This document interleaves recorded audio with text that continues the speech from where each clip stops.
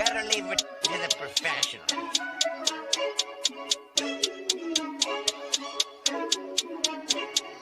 Last by Bundy, blah, blah,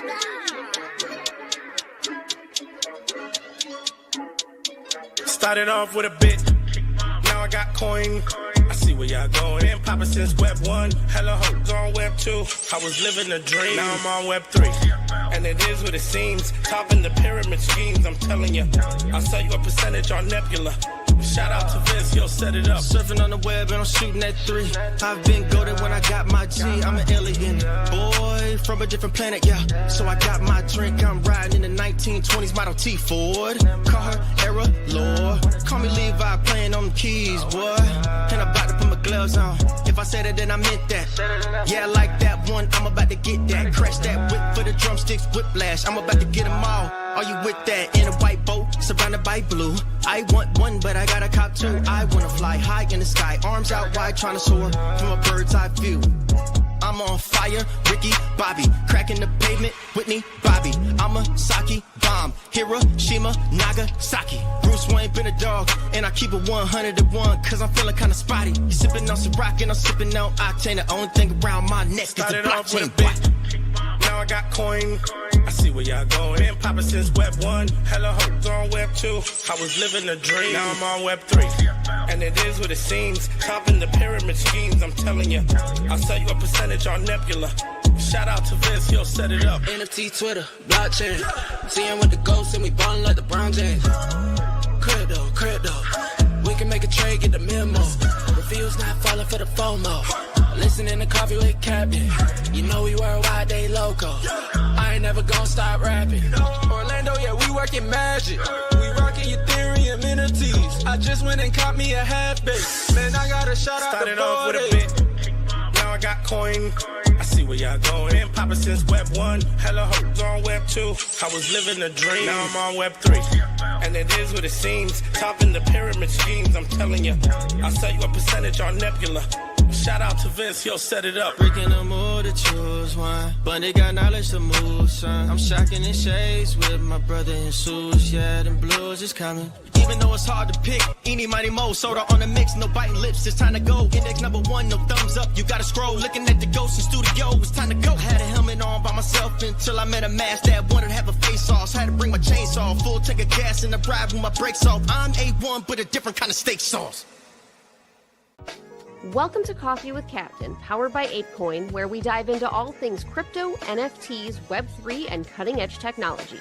Remember, nothing here is financial advice. Early-stage tech can be exceptionally volatile and risky. So grab your coffee and join Cap and Steve for today's conversation. Welcome to the future. Welcome to Coffee with Captain. GM. Thanks so much for joining us. Appreciate y'all being here. If you haven't already done so, do us a favor, drop us a GM in the chat down below. Then head up top, smash that like, repost, and bookmark on today's space. We greatly appreciate it. Warms up the algo, lets everyone know we're here, especially since I did not power. Oh, there it is. Just kidding. Screensaver's live. We'll get the static image up in a second. But as always, I'm Cap, joined by my co-host Steve. Never any financial advice in the show. Crypto is risky, NFTs are risky. Meme coin's exceptionally risky and go to zero at a moment's notice unless it's house coin, the first 100 million market cap ripper we've seen for a minute. The ball is apparently back as Ansem and crew are pumping meme coins to 100 million plus. Steve shared an article this morning, or at least a screenshot I shared with my in real life friend chat, trying to get them to be, especially those that are capable, to join us in the whole coin club. And again, hit the like, the repost, the bookmark. Also linked up top is the X video spaces, the abstract chat popping off already again this morning. Appreciate all of our abstract GMers over there. It was an XP day yesterday. My XP was down for the first time. I've been running pretty consistent in like that 8,000 range, as I'm not doing much to really actively farm. But I'm not going to complain because my first night, day one in the Z streets, looks like it netted about $350 passively. So brace yourselves. I might send out I'm making 10 grand a month just by being a digital horse stable owner. Quitting my full-time job and now I'm earning six figures just racing digital horses by doing nothing. I kid, but kind of not really. You love to see it, and a lot to get into today. So as always, give us that like, repost, and bookmark, and we'll get things rolling. GM Steve, how you doing, sir? GM. Yeah, no. And plus, I mean, you can get any abstract points if Luke is telling us it's going to open at 10 billion. So we can definitely talk about that a little bit. That was I missed this one. bombastic statement. I believe we'll have to find it. I got to find it because it was from Von Frunten, but you can't just search Von Frunten in the chat. He shared it in the war room, but we'll look for that. But in the meantime, give us a like, a retweet, a comment on the room, especially on the X room. If you're, first of all, shout out to the abstract chat who initially we weren't getting as much traction. They were starting to see more and more. So Mesh, Diablito, Teacher Katie, Machiavelli, Thomas, Sophisticated Corgi, good seeing you in here again. Drew, appreciate you. Metacryptopian, great to see you as well. Bordo Saka, Hizzy, Machiavelli, Diablito, Teacher Katie in that chat. And then, again, a like, a retweet, a comment, a bookmark on the space.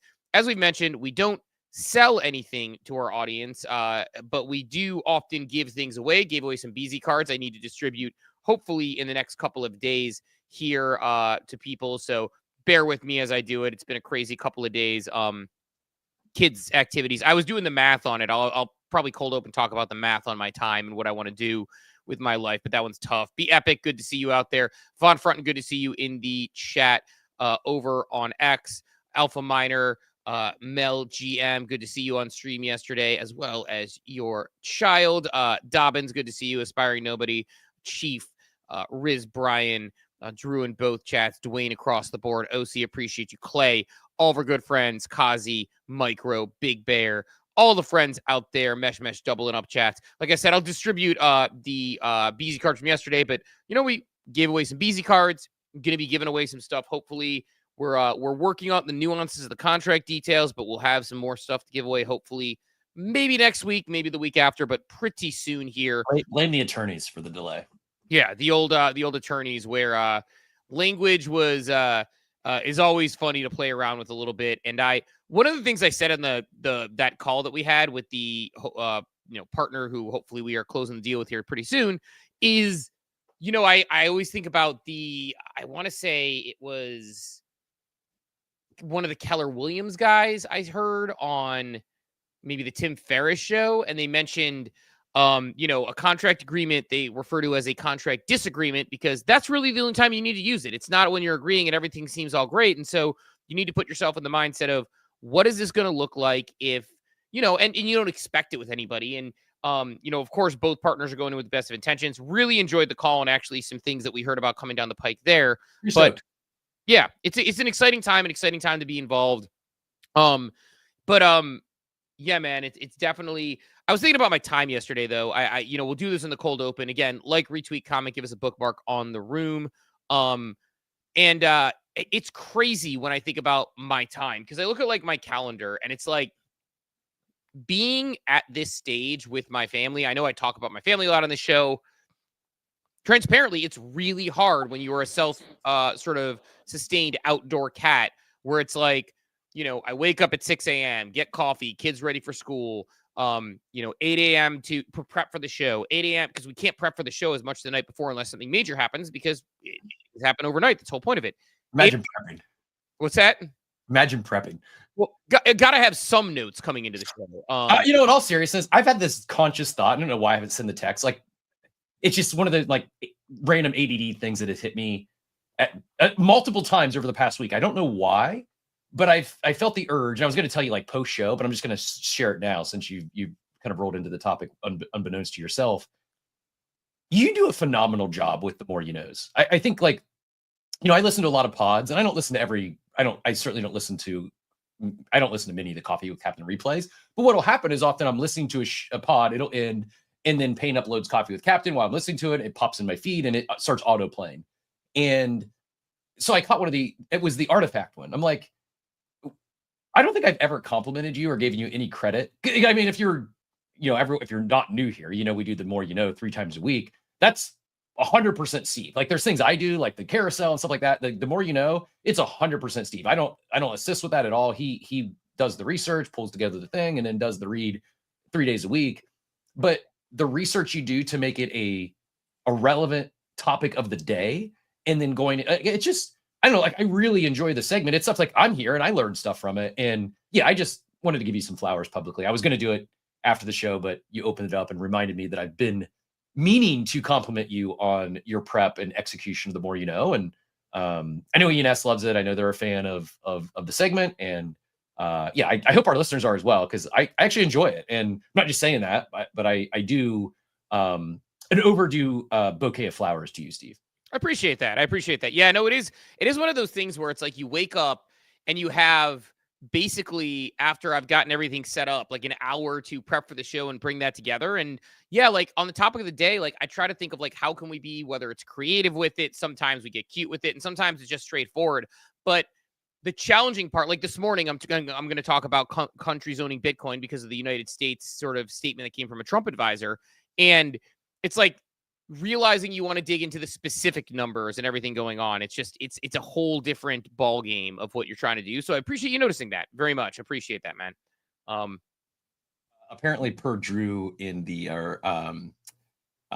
Drew in the abstract chat says Steve's face in response to me saying, I've never complimented you. So I might have to actually watch the playback this time to catch that one. Me too, because you actually have complimented me many times and said wonderful things. And so in the past, but I'll be curious what my face did. It'll be fun to watch the playback to see what the face was. I actually need to watch the tape more, because I've caught myself a few times. I'm not a professionally trained news person like yourself. I'm fine in front of a room, and I feel like I'm a pretty good entertainer and can engage, get an audience to engage, but I've never done video. And many times I've caught myself with a thinking face, and my thinking face looks kind of like what some might refer to like resting bitch face or something. And I'm not mad, I'm not upset.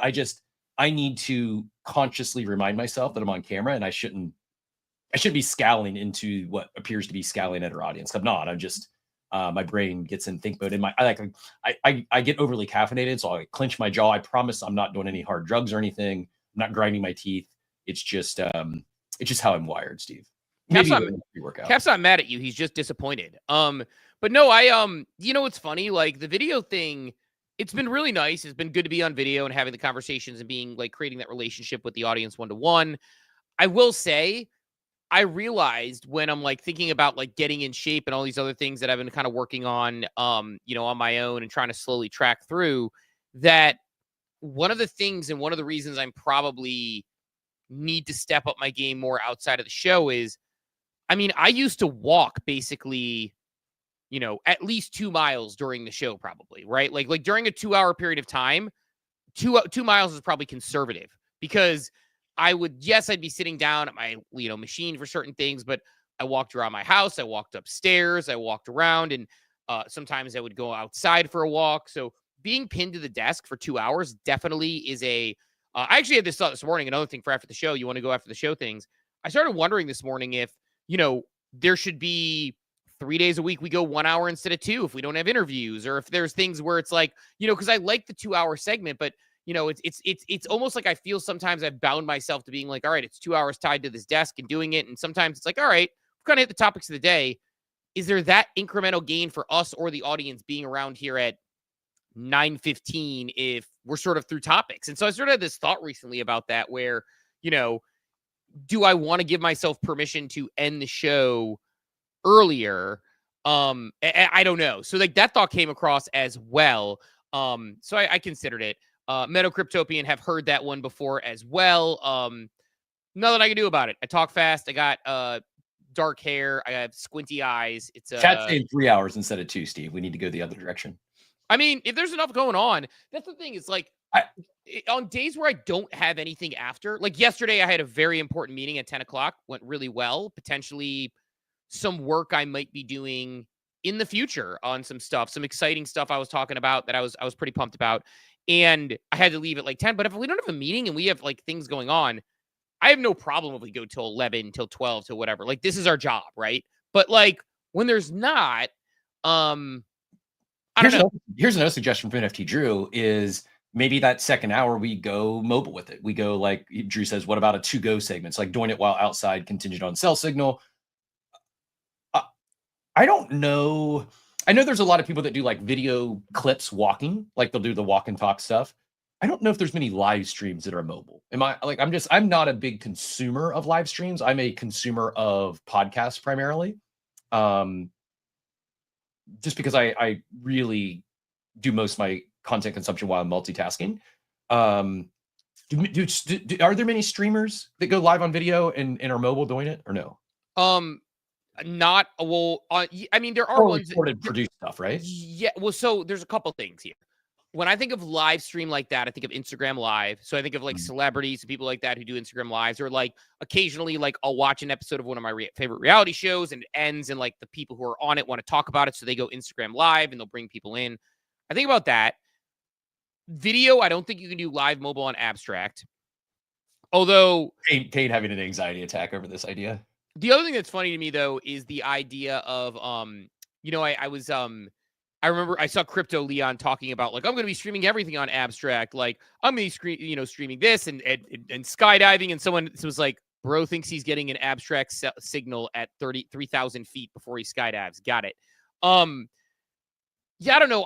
I wouldn't video stream it anyway. I don't want to like walk around my neighborhood or my house with a video stream. So I would, if it would be a sort of radio like thing and my face would be on the Abstract stream, which we can make work, but I think people like looking at us more. So I don't know, man. It's definitely an interesting, and make it like a conversational space or something. Mesh. I like, this is the other thing I like about like our core community is that we mentioned like, hey, this is a problem I've run into and something I miss, and they're finding out ways to support us instead of the vice versa, which is really nice. So, I don't know. It's something interesting. I wonder what, Drew, which are you talking about? What did I say earlier that says, Swicky, are you in here? What's Steve talking about? Oh, no, that meeting with Swicky was like afternoon. That was like a 4 p.m. meeting. She's a West Coaster, as you know, with some of the work she's done from her Lakers. The meeting I had yesterday, I don't think I said, I think you know who I had a meeting with yesterday at 10 a.m. Yes. I don't know that I said it to the audience. So, but it's exciting. It was actually, so to give context on that and continue to tease out and be way too vague, it was a half-hour meeting that went for an hour and a half. So it was like one of those where like we just went on and talked strategy and some other things that were really interesting about some future things going on in the space and some really big builders. So was really excited about that and looking forward to like seeing where that goes. Maybe it goes nowhere, but it was a good discussion that I had, just one that I reached out to have.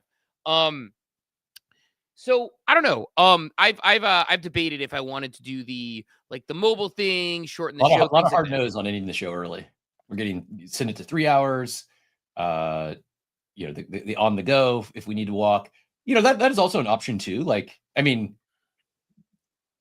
I do it from time to time, whether it's taking the dog out or whatever. But if you ever need to just go off camera, we can. It is possible. I'm trying to think through your setup. I guess you're on. Yeah, you could just go mobile from your phone and just leave the video. Yeah, right. My setup's super easy to do. Like because I've done this before where the other day I had to do something upstairs. Let me ask you this, audience. I still feel weird saying chat. Chat. I feel like every time I refer to our audience as chat, I feel like I'm the Steve Buscemi. How do you do? Kids? Every time you say chat, you get a little bit more of a mullet growing out of the back of your head. I think it's like, yeah. I may be growing a mullet. Not 100% decided yet, but I'm definitely growing my hair out. I'm on this. Oh, I'm here for that. Please do. I'm not saying this like I've never done mullet in my life. Last time I had long hair was a senior in high school. The late 1900s, and I went through like 2 periods of my life where I went through really like major transformations in about 90 days. It was the summer between my junior and senior year in high school.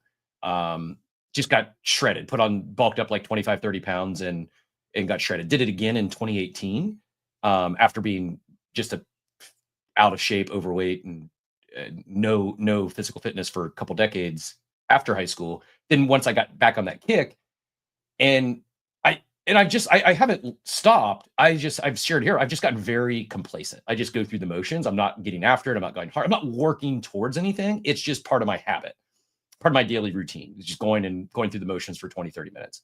I want to, I turned 45 this summer. And so it hit me this morning, like, shit, I'm like, I turned 45 in 90 days. And I just made this decision, flipped the switch. I want to get in the best shape of my life by my 45th birthday. And so I'm considering, I might do 75 hard again. I've attempted to do that like 3 times. I did that back in 2018 when I went through that transformation period. And it was while I never made it through 75 hard. If you're not familiar, Andy Frisilla is the CEO of First Form, and it's just a nutritional supplement company. I think it's like multi-level marketing. I've never got in it. I just followed him on his content and came out with the 75 hard thing, which was basically for 75 days in a row, you do 2-a-days. You work out twice a day. You drink a gallon of water. You read for at least 10 minutes. There's a few other criteria, but while I didn't complete it, I definitely, like, I might have missed a day, and so I didn't like cheat. I didn't make it 75 days. I never said I did, but I may attempt to do it again. And the TLDR, as I have to get out of this, like, just nonchalant going through the motions, health and fitness mode. I have to have some sort of goal, or I have to be working towards something for myself, or I'm just never gonna. Or it's just not going to change. I just know myself well enough. So I have to set some sort of, like, kind of an audacious goal to actually force myself to do it every single day. And so, yeah, here I am. I flipped the switch. I got Joey in my DMs, tell me which hardcore drugs I need to take. And I was a little disappointed because his biggest recommendation was peptides, but I was hoping I get something more harder than that. But we'll see. I don't know exactly what stack I'm going to go on in terms of supplements, but definitely. Is there like specifics to 70? So the 75 hard thing is funny because, I mean, honestly, like I'm reading like a high level of it, and it seems like it's just like it's really a self accountability program. It's just don't drink and eat shitty for 75 days and work out. You work out for 45 minutes at minimum, at least twice a day, and one of them is supposed to be outdoors. So it's 2 workouts a day, one inside, one outside. What if it's raining all day? You just say I'm 75 hard and I go outside. There's no excuses. Yeah, right. That's part of it, right? So that's where I was in the Midwest. A couple of days I just didn't do the outside workout. I was like, all right, well, I'm resetting. I'm starting over. It's I mean, it is challenging, but more than the actual feat itself is, for me, it helped forge those daily habits, right? Even though I ultimately didn't complete it, it got me back in the habit of really grinding every day and not taking a day off. And some say that's not healthy. Some say you need your rest days. I'm much more of a daily habit or type person. I like Meadow Cryptopian. Imagine if Hercules said I need to work out 45 minutes twice a day. But 10 beers a day, I had no issue. I like the chat. Our chat is very much my people. I mean, look, like, I honestly, for me, it's just like, it's weird. Like, I know this probably sounds depressing and people like say like, oh, you don't have to say that. I'm not sure it's possible for me to get in the best shape of my life ever again, because when I was in my early 30s, my body wasn't as broken. I was doing, CrossFit on a regular basis. I had the time and energy to do so. And I was like getting up at 5 a.m. to go to the gym and do like Olympic weightlifting and CrossFit. And I hear is excuses. All I hear is excuses. I know 65-year-olds that are in the best shape of their life. No, Steve. well, no, Come I on, mean, buddy. like, Come on, buddy. Well, no, Come on. Here's why. It's, well, I mean, and I know you're having fun with it, but like, we can call it excuses. But what I actually started before we got into this whole thing with is like, I wake up. I am busy from 6 a.m. until 10:30. Meetings usually start at 10:30. If they don't, I will stretch for 30 minutes, eat for the first time, like break fast at like 11 a.m. And then I maybe will lift weights or something if I have time. Then I have to, like get into like the actual work that I need to do for the day. Then I have to pick up my daughter from school before I know it. And I did the math. I probably have free time on any given day to actually work, like do work towards my career. 3 hours max, maybe 4, based on all the other things that I've condensed. Now, that's not counting like this part of it, right? This is obviously work, but like work outside of Coffee with Captain, if I'm lucky, I have 3 hours on a given day, right? With everything going on. Thursdays are completely out because I have all day things. And like, just with all the things I have going on with, kids and family. And like last night, I got home at like 8:15 because my son had an away soccer game that was like a half hour away. By the way, they won their first game 3-0, stepped up divisions this year. Suck it. This is like one of the coolest things as an aside. 2 years ago, my son's team played in the second highest division in travel soccer in a tournament and got absolutely like bodied outside of one game for the most part. They are now playing in that division and they have gotten so much better. They just won their first game. But like, I have so much family stuff and that's important to me. And by the time I'm out of family stuff, I am going to be damn near 50. And so it's like, yeah, could I get into better shape at 50? And maybe that's when I'll get into better shape in my life? Sure. But I think I don't want to underestimate the fact that when I'm running 7 to 10 miles at like an 8.5 minute pace or less, and also, you know, squatting like whatever it is, like 300 pounds at like 167 pounds and bench pressing 225 multiple times. It's like, I don't think that I'm going to get back there, and I'm okay with that. I'm not even trying to get that because I don't want to get hurt doing that. You know, like I don't need to deadlift 405 pounds at 165 pounds body weight again. You know, I don't know. Like, it's not as important to me. I would love to get myself into shape though. When I say best shape in my life, I won't be the strongest in my life. Like I just not going to even attempt to do that. I squatted 500 pounds in high school, and I have zero desire to squat that kind of heavy weight again. I may be in the best shape, but I'm not going to lift the heaviest I ever have. That's not. I'm working out to stay healthy, not hurt myself. And if I attempted to do that, I would probably end up hurting myself. Yeah, and that's best shape is like very. There's different ways to define that, right? Like, so I'm going to be 44 this year. I have a 4-year-old, a 2-year-old, and a 6-month-old, and physically, I'm in the best shape of my life. Am I the strongest I've ever been? No. Am I the most competitive at CrossFit I've ever been? No. But like when I look at myself in the mirror, I personally look at myself and say, this is the best I've looked. So I think defining like what your goals are is really important. Like, is your goal to, you know, be a competitive, you know, bodybuilder, or is your goal to just look, you know, be fit and look good? Is your goal to lift heavy, right? So I think you saying best shape of your life is you're comparing yourself to like when you were the strongest, but that doesn't necessarily mean you might not be in better shape now than you were back then.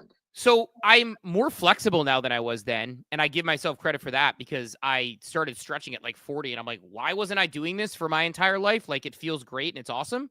But I don't know. Like, I think like when I say best shape of my life, I'm thinking about like abs and shoulder muscles and backs and like, you know, pull-ups and all those things.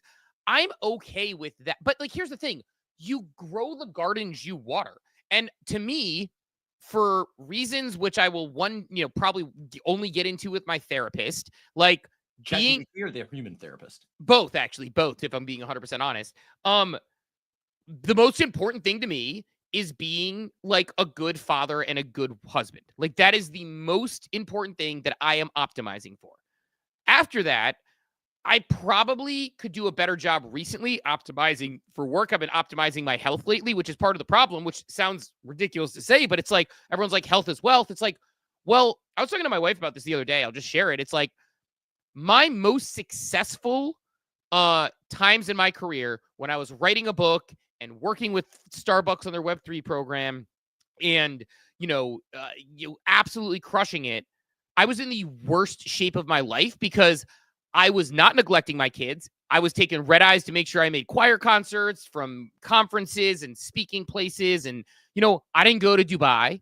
I'm not going to go to Consensus. I'm probably going to go to NFT NYC. But like, I've held back on that stuff for family reasons. And even NFT NYC is like sketchy with like my family vacation that I have shortly after that. It's like I basically have to fly back and then get in a car to drive 16 hours the next morning if I fly back on a Friday night. So the best in my career was when I was in the worst shape of my life and I knew something had to change. So I started exercising, take care of myself more. I'm still like just a disgusting vessel for potato chips at the moment, which actually isn't true food wise. I've been actually like taking care of my diet a little better, but I'm in gross shape. Like I am all sorts of weird dad bod shapes if I go to the beach, which is fine. I do. But I would say like best shape of my life, I'm not going to be what I was in my early 30s. I'm okay with that though. I'm not saying that it's like a sad thing. Lives are different chapters. And right now the chapter I'm in is like, I just want to move around a little bit. I just want to be a little bit more flexible. And I want to figure out what the next chapter of my life looks like. Like coffee with Captain is obviously part of it. Once again, I woke up this morning for whatever reason. I was in a bit of a funky mood, probably that I wasn't sleeping very well. And I need to do better job with that. That's like the next thing I want to optimize for. By the way, when I was working in corporate, I was the king sleeper. I would sleep 8 to 9 hours a night, and my deep sleep was great. Not so much now, but like, you know, you optimize for different things. Like this is part of the next chapter of my life, but I've been trying to figure out like, okay, what other gardens do I want to water? What else will fill my cup? What will get me more excited? Brad was talking on Modern Market this morning about following some different passions. It's like, I'm doing more long form writing. I'm going into deep work that is challenging. Like the long form article I'm writing, if 5 people read it, I don't care. I'm excited that I'm writing something that's hard, and then Scott's giving me feedback, and then I have knots to untie because his feedback shows some like flaws in like my solutions, and like that's important to me. So anyway, like long story short, like I get what you're saying, Joey, and I know what you're saying, and I actually very much love and appreciate the spirit behind it. I'm not saying this as I'm a very By the way, world as it is person. I was joking when I came up and said excuses, but no, you know, I was just breaking your balls. Oh, absolutely. No, I know that. I look at the world in I often say things very clinically and realize that, like, when I use the term selfishly, sometimes people will be like, oh, you're insulting. I'm like, no. Sometimes self-interest is just the way you're describing the thing you're doing, right? It's like when I say I'm not going to be in the best shape of my life, I'm not saying this. I'm saying it in a clinical way in the sense that the way I view having, 9 to 11% body fat and running ridiculous, like, I don't need that, and that's not important to me. That's important to Cap, though. That's why he's going 75 hard. Yes, it is. And it's only important because I just want to, I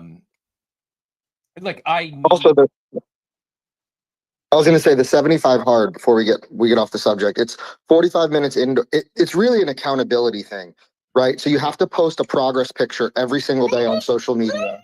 So that way you can keep yourself accountable. It's 45 minutes outside, 45 minutes inside. It's a gallon of water, and it's 10 pages in a book every single day. And you're supposed to, like, at the end of the day, essentially post a progress picture saying, oh, I read 10 pages in this book. I did 45 minutes of like boot camp on, out in my front yard. And then I did 45 minutes at like Gold's Gym, and here's my gallon of water I drank. It's supposed to be, it's an accountability thing more so than it is like an actual fitness program. Well, I think that's good. I think, like, Cap, I'll be interested to follow. I think the book thing for me is actually really important. I miss reading. I haven't been reading. My son's been crushing reading lately, so I need to do that. Last thing I'll say on this, and we'll go to Funky. You talk about working towards a goal.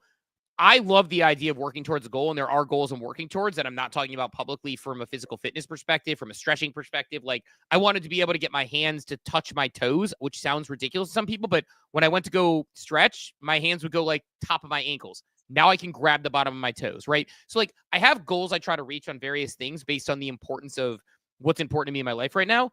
Awesome thing, though, my son hit a growth spurt. So he's like tall and has these long legs and long arms. He started trying to his coach started having him do push-ups at practice. They're 10. They're starting to get more into that. He can't do a very good push-up. So one of the things that's really fun that I'm working on with my son is like push-up progressions. And like, since he's starting to hit like puberty a little bit, it's like now that I get him lifting, it's like I explained to him, like, I'm like, you have to understand, if you start lifting with me now, because we've done workouts before, I'm like, if you start taking this seriously, you're basically on steroids for free right now.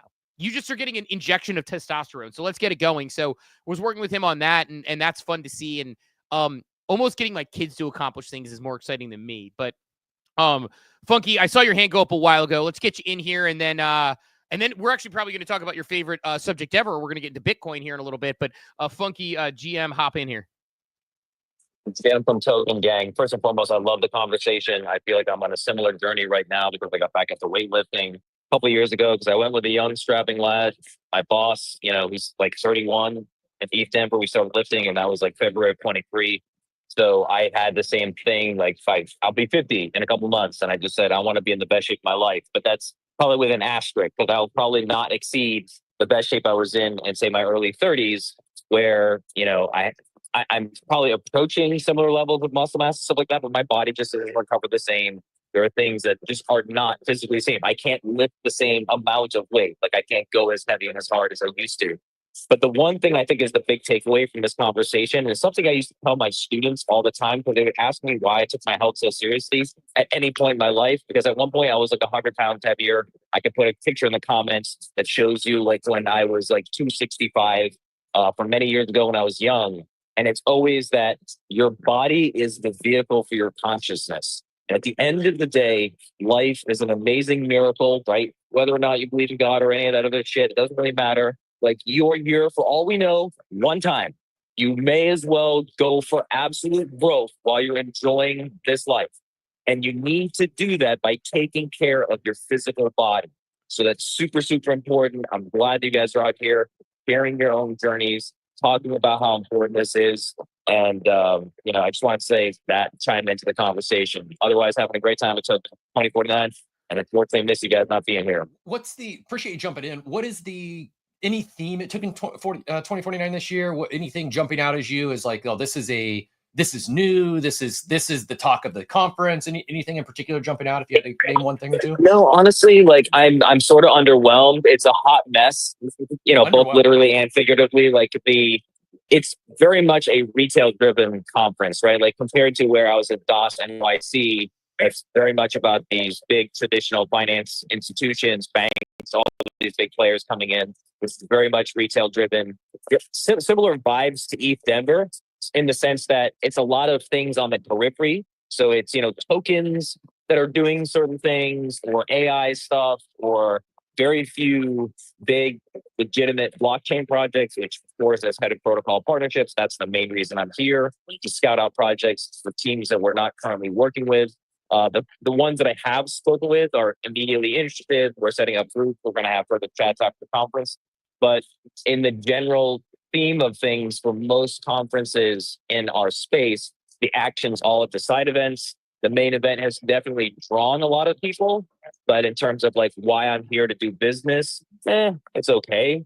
But I'd say the other perk, unintended, is running to people that just either know me, they recognize me, they come up to me, they're like, "Funky, where's your big gold chains?"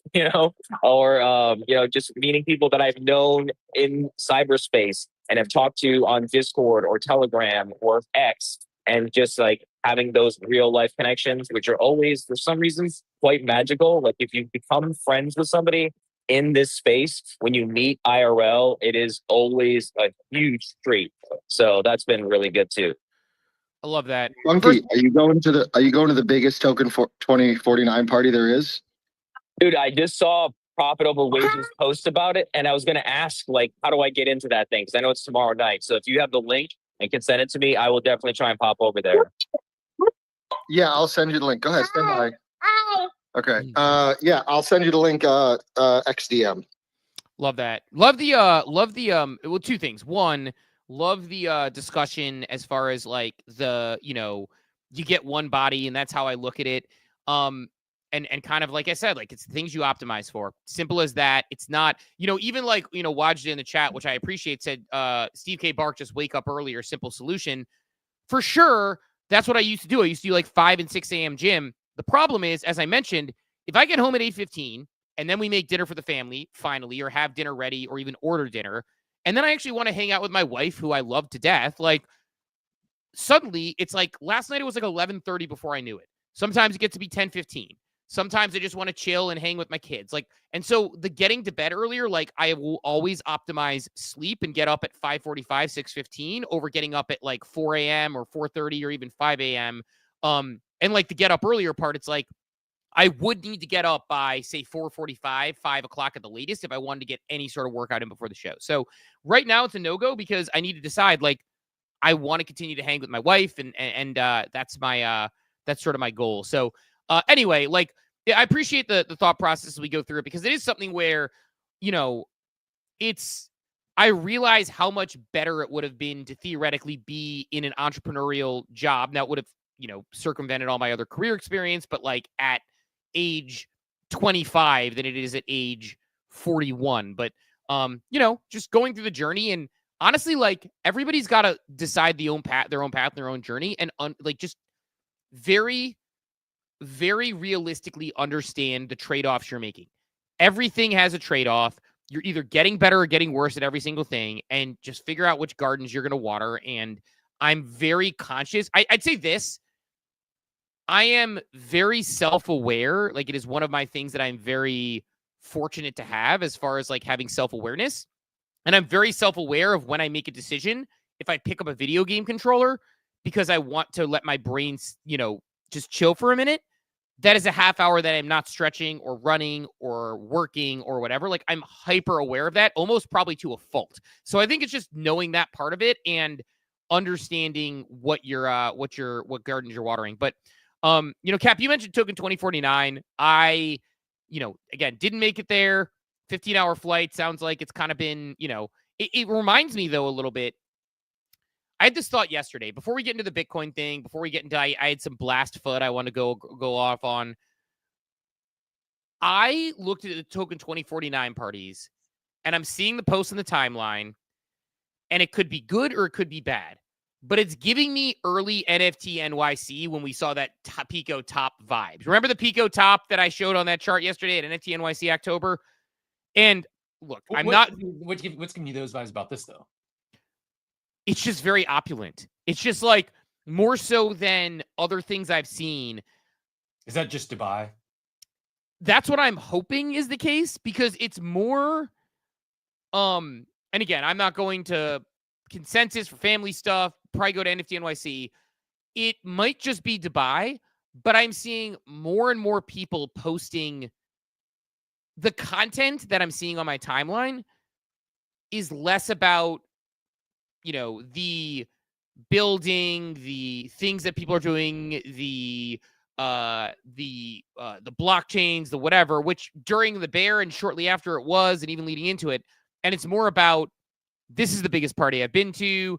Look at this hotel I'm staying at. Look at the view that I have. Look at how rich I am off JPEGs. Look at how things are going to the moon.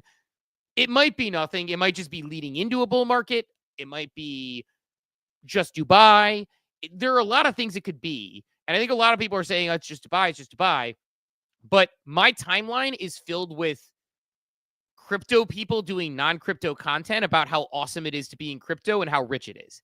And that's the trap that we fell into last time that things went a little bit sideways. I'm not saying that's going to be the case, but it's just a feeling I have when I see these things on the timeline. I just got into brief conversation, some back and forth with Enzo Blue. It's the biz dev and growth person over at CyberKongs. And the original post was just, it says, genuine question, does throwing parties at crypto conferences provide any actual value to the project and its holders? I think people don't realize how extortionate the costs of flying a whole team out, renting a space in an expensive city, having a free bar, etc. Starting to see more people get annoyed than appreciate these events, especially when there's little updates from the project for long periods at a time. My response was, depends on the project. And for some, it's insane value and would be detrimental. But agree, for many, it's a giant waste and not done very well. Throwing money at something because it's the thing to do that month, but with no real plan.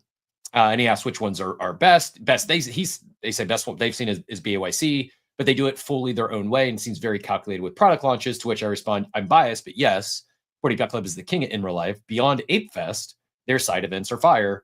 They also have a secret weapon in Maggie Richmond, though. She's the GOAT event planner. To my earlier point, they do events with intention. Most just burn cash because it's the thing of the month. Yeah, I think it's a good take. I think like the IRL thing is like, if you have something going on, great. Like, but if you don't, it does become, again, it's not even that it's cringe to me. I love a good party, a good hangout. Now, personally, for me, the loud bumping music is never my vibe, which I've been to enough of these events where it's like, I can't, like, I'm a nerd who wants to talk to people. I'm a person who likes making personal connections. Standing in a booth where I'm drinking a $700 bottle of vodka that costs $47 in, if I get it from a liquor store, while I can barely yell over to talk to people and lose my voice the next day for the show, that part doesn't do it for me, right? And so, like, and I'm not saying that's a bad thing. In my 20s, I didn't even like that, to be honest, but a lot of people did. But like a lot of people like that, but not my vibe. But like, I do think it matters to your point if it's like, if somebody's throwing this like big expensive, like, you know what's so funny is I know some companies that are sitting on a large pile of cash that don't throw these parties, and it's like they're just using it to build stuff. Yeah, fronting. Steve wants his music played at a reasonable level and the party to end promptly at 9 p.m. It's not that. It's just I prefer an event where I can actually have get both is great. Like there was a event where, you know, we went to like one of the events where it was like a big indoor party, but there's an outdoor area you could talk. That's great. That's what I prefer. That was the feedback BAYC got at certain events where it was like, hey, I want a place where I can actually chat, and they did that. So, but I think it just depends. But I don't know. Like I think the debate on the events is to bring real value to holders. I think you nailed it. If done with purpose, yes. If done without purpose, then probably no. Teacher Katie saying NSCC this year in Illinois is being talked about as a mini VCon, the card show. That's our card convention. That's interesting to me. Like that's, you know, but I'm guessing it just means V friends are going to flock their way there. So that's pretty cool. So maybe that's the type of thing I would hit.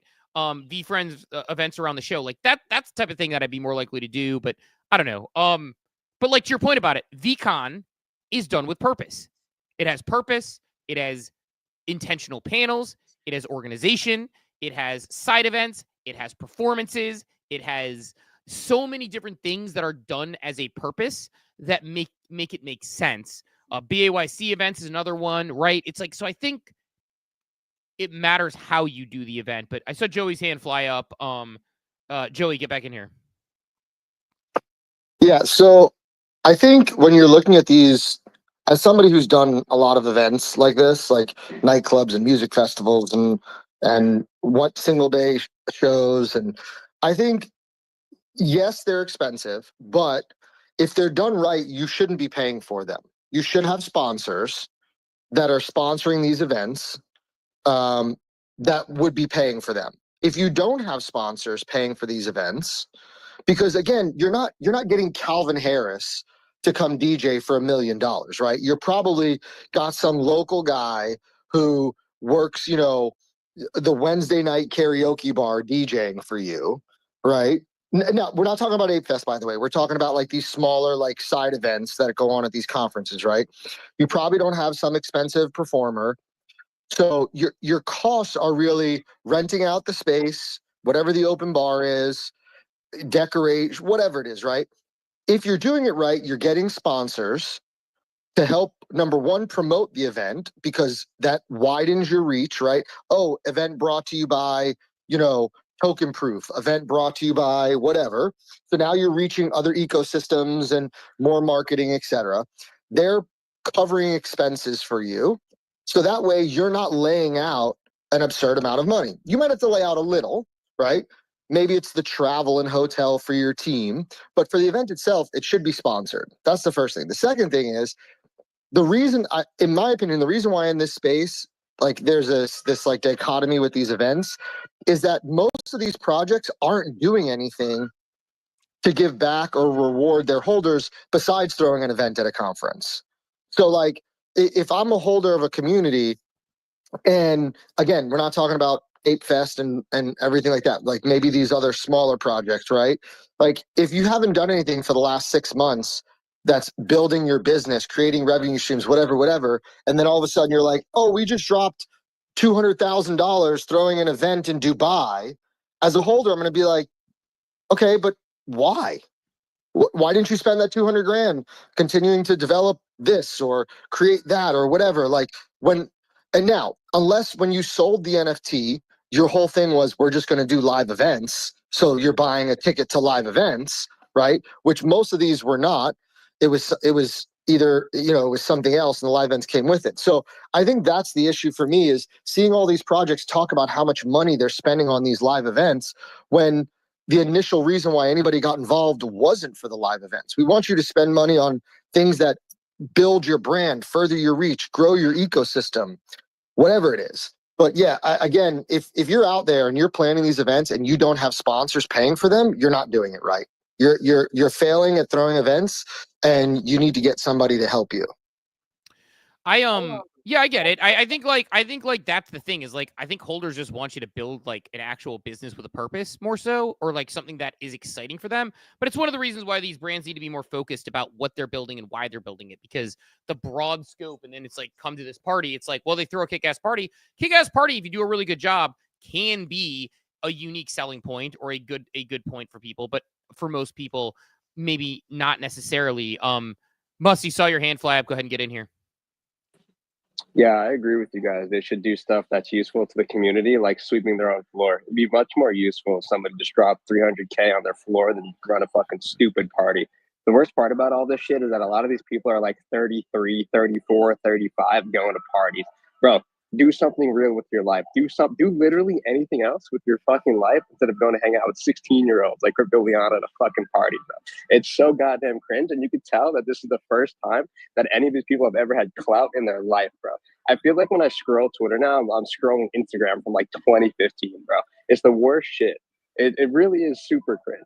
And I don't know if you have to go across seas to go build or do whatever. Like you could do that kind of anywhere. But I think a lot of these people just go to this shit to try and use it as a stepping stone to get hired at whatever fucking, like, bro, some of these protocols have people that I don't think have ever, like, let's just say like Photon, for example, right? And they have like people rocking their badges. Bro, some of these people, do you even spend money in crypto? Do you even buy meat? Like, bro, some of the people I see here, I'm like, you guys just go to parties and somehow have a salary, bro. Just fire these people and hire me instead. Oh, go ahead, Jay. Are you getting in? I would add, here's the thing, right? Like, I don't have a problem I kind of somewhat agree with Musty. Like, I don't have a problem with people going to parties so much, right? And like having a good time, right? Like community is really important. I just think that the culture in this space is a culture of flamboyance and a culture of gluttony, right? Like we travel to Dubai and we the 10 of us will put our money together to rent a Lamborghini so we can take pictures in front of it to show people that we're crypto rich, right? For the timeline. Like there's this opulence, like you said earlier, where it's like, if I'm not showing off, like, you know, like remember in 2021, everybody was like, when Lambo, right? So so I think that's part of the problem is the culture in this space is like proliferating this idea that like you haven't made it until you're posting on the timeline driving a Lamborghini, which to me, everybody's made it is very different. So I don't have a problem with people going to the parties. I do agree with Steve that I think like there needs to be more aspect than just loud music and free booze. Like if you want to throw a celebration, okay, fine, throw a celebration, celebrate. Like if Good Vibes Club was like, hey guys, we're throwing a party to celebrate how incredibly well our mint went, the community, we want to thank you. Like that's cool. You're celebrating something. But the idea that like we want to get our community together with a bunch of loud music and free booze, I'd rather see you get your community together at like a pool party barbecue, right? Like do something where the community can actually meet each other and interact and you can talk to your community and listen to them and what they want and, you know, what's their input and feedback. And like, I think that's more valuable. But again, I don't have a problem with like parties. I just think there's too many of them for no reason. My general thought is I have a this is what I say about IRL. Have a purpose. My first year in Web3, I was trying to network. I was trying to become somebody who is going to be able to be in this space and create a career and take the best shot I had at this. And I went to every IRL event possible. And I attended some as an attendee. I attended others as a speaker. It just depends, right? When I went to VCon last year, I went as a speaker, but I would have gone otherwise because I would have gone to the events and gone to get together with people. And by the way, the purpose can be get together with friends. Dubai is an interesting one because I don't have any sponsors that I'm going there with. I don't have any partners. I'm not going there to necessarily film content. Consensus might be a little bit more viable. I could drive there. I could actually like potentially do some content. But like, you know, like I understand if someone's like, hey, I have sponsorly things I need to go to Dubai for. And, you know, I'm getting my flight paid for and all this good stuff. But to me, like going with a purpose, even if your purpose is just hang out with friends, that's fine. But from a purpose perspective, I like if I don't have a reason to go, like there's not a reason to buy a, plane ticket, a hotel, and show up and do that stuff, especially like a 15-hour plane ticket, like NFT Paris, like Cap and I were hosting a panel. We had some meetings that were important to the show. Like all of those things were the reasons we went to NFT Paris, whereas like Lisbon, yeah, there was some like business things that I did there, but I partially went to go to another country and hang out with my friends in Bored Ape Yacht Club, but it's utility that I'm getting from my NFT. So my recommendation to people when I talk about IRL is always like going with purpose, especially because most people who are, in this space kind of interested in it, a lot of them have normal jobs, like a 9 to 5, and you've got to pick one or two things you're going to go to. You want to make sure that there is a clear reasoning and purpose to go there. And it can be community, but I definitely think that there is a more, like having a purpose of why you go. And Musty's point about like, I don't necessarily, it's fine if people want to have fun, but it is interesting. And that was kind of my point about like what I'm seeing on the timeline, seeing people go from, meetings and things like that to, which is fine. Like you can have fun. I'm not telling people not to have fun. I'm not trying to be the fun police, but the opulent, like, Lambo, big parties. Oh my God, look at this. Look at like, that seems like it's coming back quite a bit. And I think his point that he made actually about X turning into Instagram is like really strong because it feels like more like that Instagram. There's some people I know who are posting stuff like this that I'm like, you're kind of like overplaying this a little bit because it does get engagement and it does make it interesting. And I don't know, like, so it's fine, but it's like, it is making this sort of like creator economy a little bit different. So I don't know. I'll leave it at that. That's kind of my big IRL take. I tend to go with purpose, but I also have different goals than people. Some people just want to blow off steam and go party. I just know, I said the story yesterday. I ran to a guy at ApeFest at one point who was like, yeah, I've just been partying, selling my airdrops, and then ended up having to sell their BAYC because they didn't pay their taxes. But they're like doing all that stuff. And I was like, yeah, I'm working with Starbucks. I'm writing this article. I'm writing this book. And they're like, oh, I haven't been doing anything with it. I'm like, that's cool. That's cool that is your purpose and what you want to do. I'm not knocking that person, but like, that's just not my journey. And I think for a lot of people listening to the show, it's probably not their journey. So understanding that aspect of it, I think is important. So I don't know. I'll let you take it to hands here in a sec. Just breaking some breaking news, interweaving them in, and then you can take it wherever you'd like after this. But we had markets crashing. I guess looks like first decline in GDP growth rate, and then we got CPI coming at 10. But yeah, futures crashed and the VIX jumped pretty substantially here at this 8:30 report. So something to keep an eye on this morning. Sorry for the interruption. Mute. Yep. Crypto, just a little bit of a cute pullback, not too bad. ETH does the big pullback as usual at the highest at 2.5% in the last 24 hours, 2% in the last hour. But Bitcoin staying relatively strong. I'm gonna check trad markets in a second, although we are pre-market to see if pre-markets are down or not. Yeah, pre-market's down. Pre-market's down more than Bitcoin. That's like, again, bullish as far as like the long-term thoughts there. I mean, I don't want to keep saying, oh, we've decoupled again, and we really haven't. But I mean, it just this every time this happens and Bitcoin doesn't crash, I think it's another step towards actually decoupling. Am I crazy? No, that was actually what I was going to say. Like each little data point is another data point for it to potentially get there. Whereas like anytime we've said it in the past, it's been like it happens once and then we never hear about it again for like 6 months or whatever it is. This is like 3 or 4 times recently where there's been this like decoupling event where we've seen trad markets move one way and Bitcoin move the other way. Now, again, with the violence of how Bitcoin moves, it's certainly possible that Bitcoin quote unquote decouples and then drops down 10% in, next week. And the trad markets are back like 2%. But yeah. But when we say, like, I'm just thinking through this, and like you grab that screenshot about the space race to a Bitcoin reserve, Bitcoin strategic reserves. Like that's just starting. I feel individuals are much more likely to be fickle and get shaken out when bad news hits than, let's just hypothetically say the state of Arizona, they do secure 10% of their, or they move 10% of their 30 billion of reserves into Bitcoin, and they have 3 billion worth of Bitcoin, and we get a bad CPI. The state of Arizona isn't dumping their Bitcoin, right? Like, am I wrong in thinking that the more institutional money, the more nation state money gets into this, the greater the chances of it actually decoupling on macro news events like this? I have thoughts on this. Let's do this because I think Joey wants to close out the IRL thing. So we'll let Joey close the IRL thing real quick, and then I want to pivot over to this because I think this is a good. I actually had this exact thought, and I want to talk about it a little bit. So Joey, go ahead and get in here, and then we'll flip over to Bitcoin. Joey, if you're ready, dude. Joe going twice. I'm here. Sorry, I was switching off Wi-Fi, and I was real quick on the last thing I want to say about the IRL event thing. I read the thread about that Enzo Blue put up, or the post Enzo Blue put up, and in there he comments about how how the majority of the people that show up aren't even holders.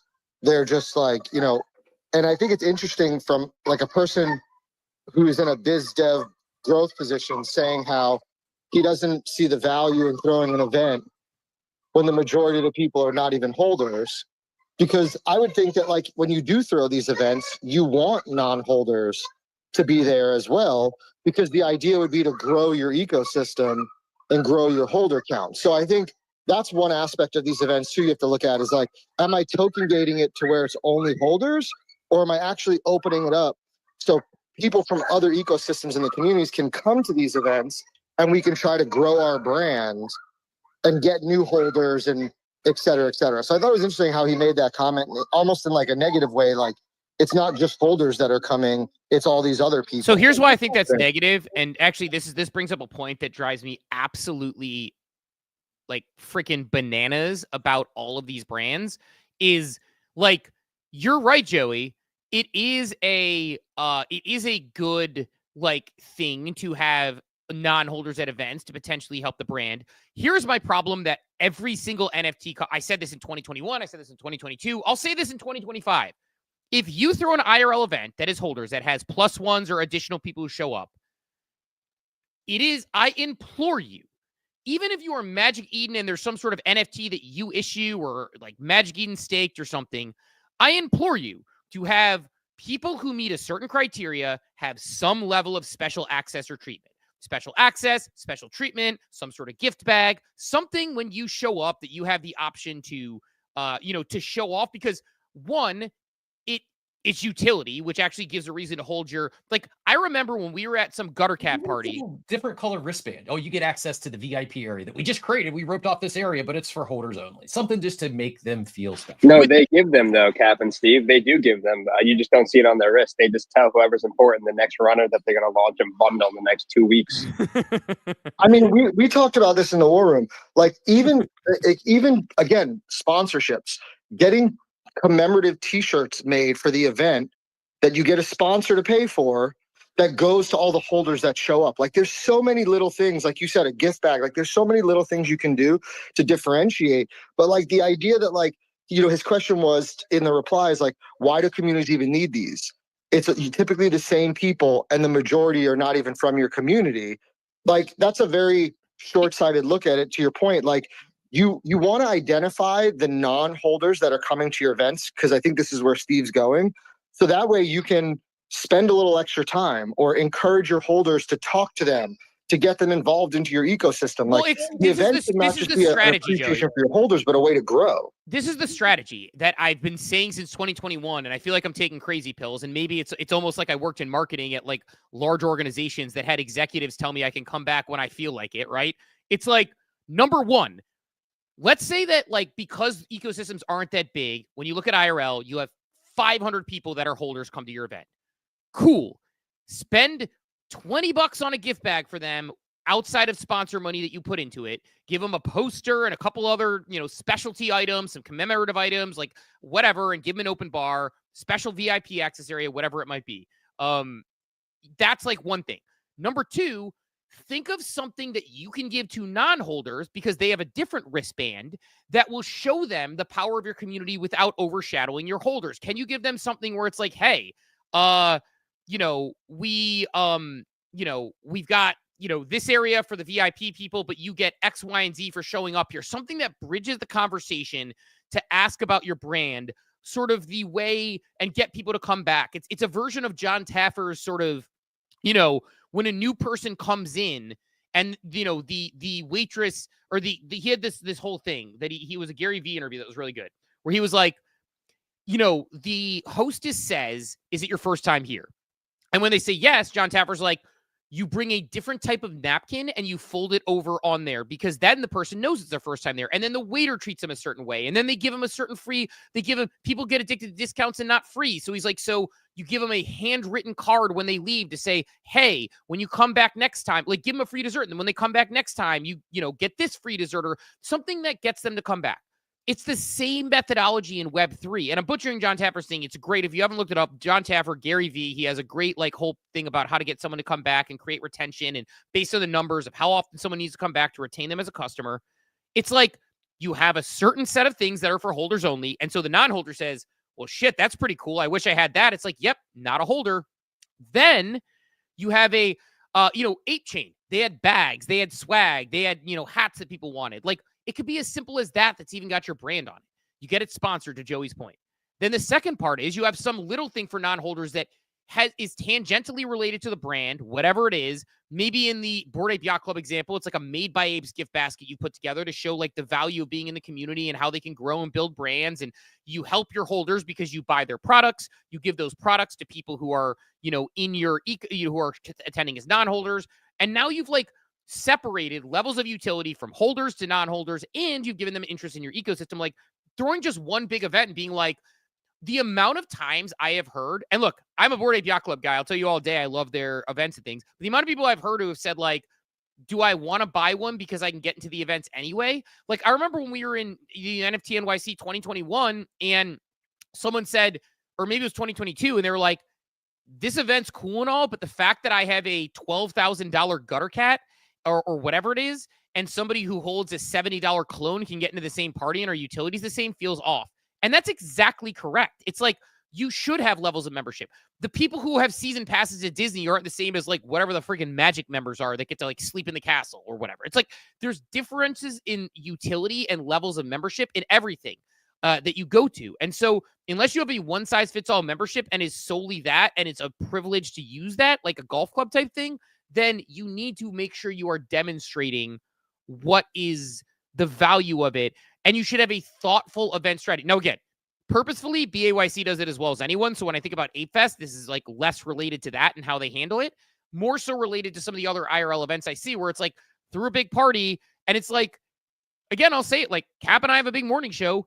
We can pretty much get into things we want to get into, which is great. But why are you going to incentivize me to want to be a holder, right? And I know we're kind of an exception to the rule, but anybody out there, yesterday we had Jonah on stage and he's like, I want to go to Ape Fest this year in Vegas. And we're like, cool, we'll get you in. What is his motivation to go out and buy a Bored Ape if he can just say that on a stage and get invited in various places? And granted, he's a thought leader in the community and all these other things, so he's going to have that opportunity. But you need to, at these events, give that, boom, holders, special access, special gift bags, special drink, whatever that thing is. And then also toss it back over and say, non-holders, here's a little bit of a taste. Here's your first taste of what this is like. I'm glad you attended the event. Here's something that will get you to ask about the brand and the utility associated with it, and then go from there. So it's just the strategy is something that I feel as a marketing tool is missing, where it's could it be valuable to throw an event like that? Sure. Do people approach it valuably? No, I feel they're just let's throw the best party so everyone talks about it on the timeline. And by the way, the reason why I'm starting a Substack for some of my writing and putting it off there is because I want it to live somewhere forever. The timeline exists for 48 hours max, unless you're talking about 100 men fighting one gorilla. Otherwise, it's not going to exist. So I think that's the important part of some of these events is I don't think they do a very good job of showing why you would want to join a community. And then it becomes a waste of money unless your purpose is throwing a party for holders. So, Joey, go ahead and get back in here. And then, and then we can probably move to Bitcoin a bit, but that's my thought on that. I'll be super quick because I'm loading the kids in the car. I agree with you. We've talked about this with the Disney example of how, or even Universal's a great example where if you buy their top pass, you get free valet parking, you get a free Halloween Horror Nights ticket, right? You get after 3 o'clock fast passes, right? I don't understand and I know we've talked about this with Bored Ape Yacht Club, and it's like, well, what if they own 1? What if they own 10? What if they bought it when it was $500,000? What if they bought it when it was 10 grand? Right? Like, it's really difficult to like create some level of like fairness, right?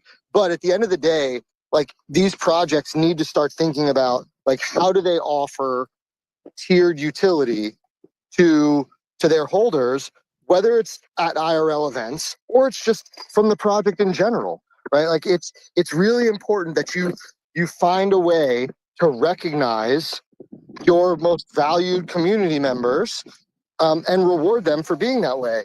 Whether they spent a lot of money or whatever the case is. And we could probably talk about this for hours and hours and hours, because this is something I think we did talk about in the war room for hours, and it's a topic that I think is really important. And we talked about, I think we said this a few weeks ago, new projects take note. Start to think about what you can do for your holders that own 1, 5, 10, 20, right? It might be difficult to retroactively do this, but if you're new to this space, this is definitely something you should consider. Yeah, it's a miss. And like, I just think, like, again, I'm not trying to knock or like, say, hey, don't have fun, go have fun, do your thing. But like, just pertaining to that specific question of like, are IRL events bad? It's like, if they don't have a purpose and they're not strategic, sure. But it's like not like a little bit of strategic work. And you could show, even like, I don't know, like, the Moonbirds event they had with all their things. It's like everybody could just walk through and get free swag, and they walk through multiple times. It's like, have that free swag for your holders. Like, have specific things that are like very well enforced, because otherwise it's if the adage is you're not providing anything outside of a club membership, and your club membership simply gets you into parties, and you have, 5,000 members, 500 of which attend, and the party has 1,500 people or whatever it is. I don't know. But it's like, you basically, anybody can show up. It's like, okay, cool. Like, it doesn't really do much for me. So I don't know. That's kind of like my bow on that one. I'd say for IRL perspective, like, I think that it probably helped me suss out the takeaway from like looking at some of this stuff. And again, I get it. It's Dubai. It's part of it. And I'm not knocking anyone having fun. By all means, go party on the timeline. But it's like that. It is a little bit of that. But Cap, on the Bitcoin thing, or if you have any thoughts on that, I'll let you kind of get in here. Sorry, I just kind of jumped. I saw you're getting in. No, we can keep moving. Busy. We got a lot coming in though. So buried the lead today. It's the four-year anniversary of joining the club for myself and Dort and several others who minted before the mint out mania began on Saturday, May 1st, or over the middle of the night on April 30th. Also the third year anniversary of other deeds. So maybe we'll get back to that here in a bit. But yeah, let's jump into this Bitcoin thing, because I do think I do think this is playing a part in the potential decoupling from TradFi markets. Yeah, so for people who missed it, Donald Trump's advisor, Bo Hines, said there is a space race to build Bitcoin reserves. The White House advisor said the administration aims to acquire as much Bitcoin as possible, emphasizing its intrinsic value. And to your point that you made, Cap, like, will this Bitcoin be bought to be sold one day? Maybe. But like, that's generally not what you're doing with like reserves, unless you have to, right? It's the idea is it is a reserve currency just in case, in case of emergency break glass, not it's a currency that you are buying to alter. Like Arizona isn't passing a bill to be like, yo, my sell point is 102K, right? Like they're not like, hey, this thing pops like 6%.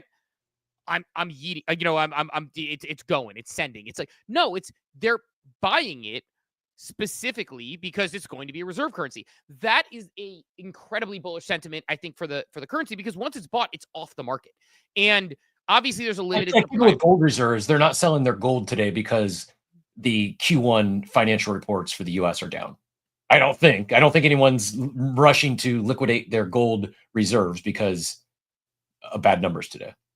Yeah, I mean, like, Salmon made this point, NFT Stats, when I was talking to him about, I was kind of surprised that like the gold market becoming more liquid with ETFs didn't make it like sort of more volatile. And he's like, look, man, like, I don't think people buying gold bars or selling gold bars. I don't think these people acquiring gold are selling the gold. And it's like, that's the point, is like, at some point, again, the market cap of Bitcoin, if it matched gold at various points, it's somewhere between $708,000 and $800,000 of Bitcoin, if that's the case. And that's if people value it equal to gold. Now, it might be less than gold. It might be more than gold. Just depends on where they net out.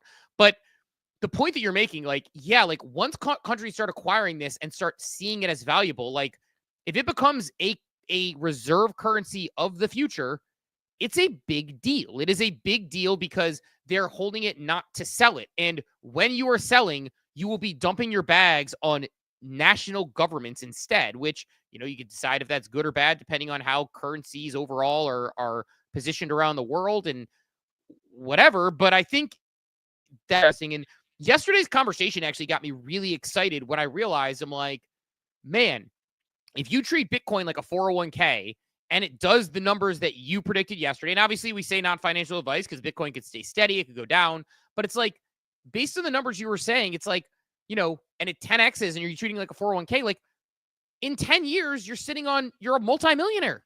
Like literally, like if it goes 10x, and I know 10x is a big number that puts it in 7 figures and it's crazy or whatever, but it's like literally if you treat it like that and it goes 5x in the next 10 years, you are a millionaire. If you put $20,000 a year in it, you know, for the next several years, like it's a 401k, and you have a 401k that you can do that with too. It's like, I hold Bitcoin in my 401k. Now I'm not, or am I IRA? Now I'm not putting that amount of money into it. It's part of it, but like the idea that it could outpace that much, whereas in 10 years, the S&P 500, if you put, you know, $500,000 in it, is going to be $1 million. And in 10 years, if you put it in, you know, Bitcoin, it could be $5 million. Like for people who are thinking it's going to 10x or 2.5, it's going to 5x. It's like that opportunity is it made me feel good about my $50 a month DCAing at the very least on how I'm approaching Bitcoin. And I just think that,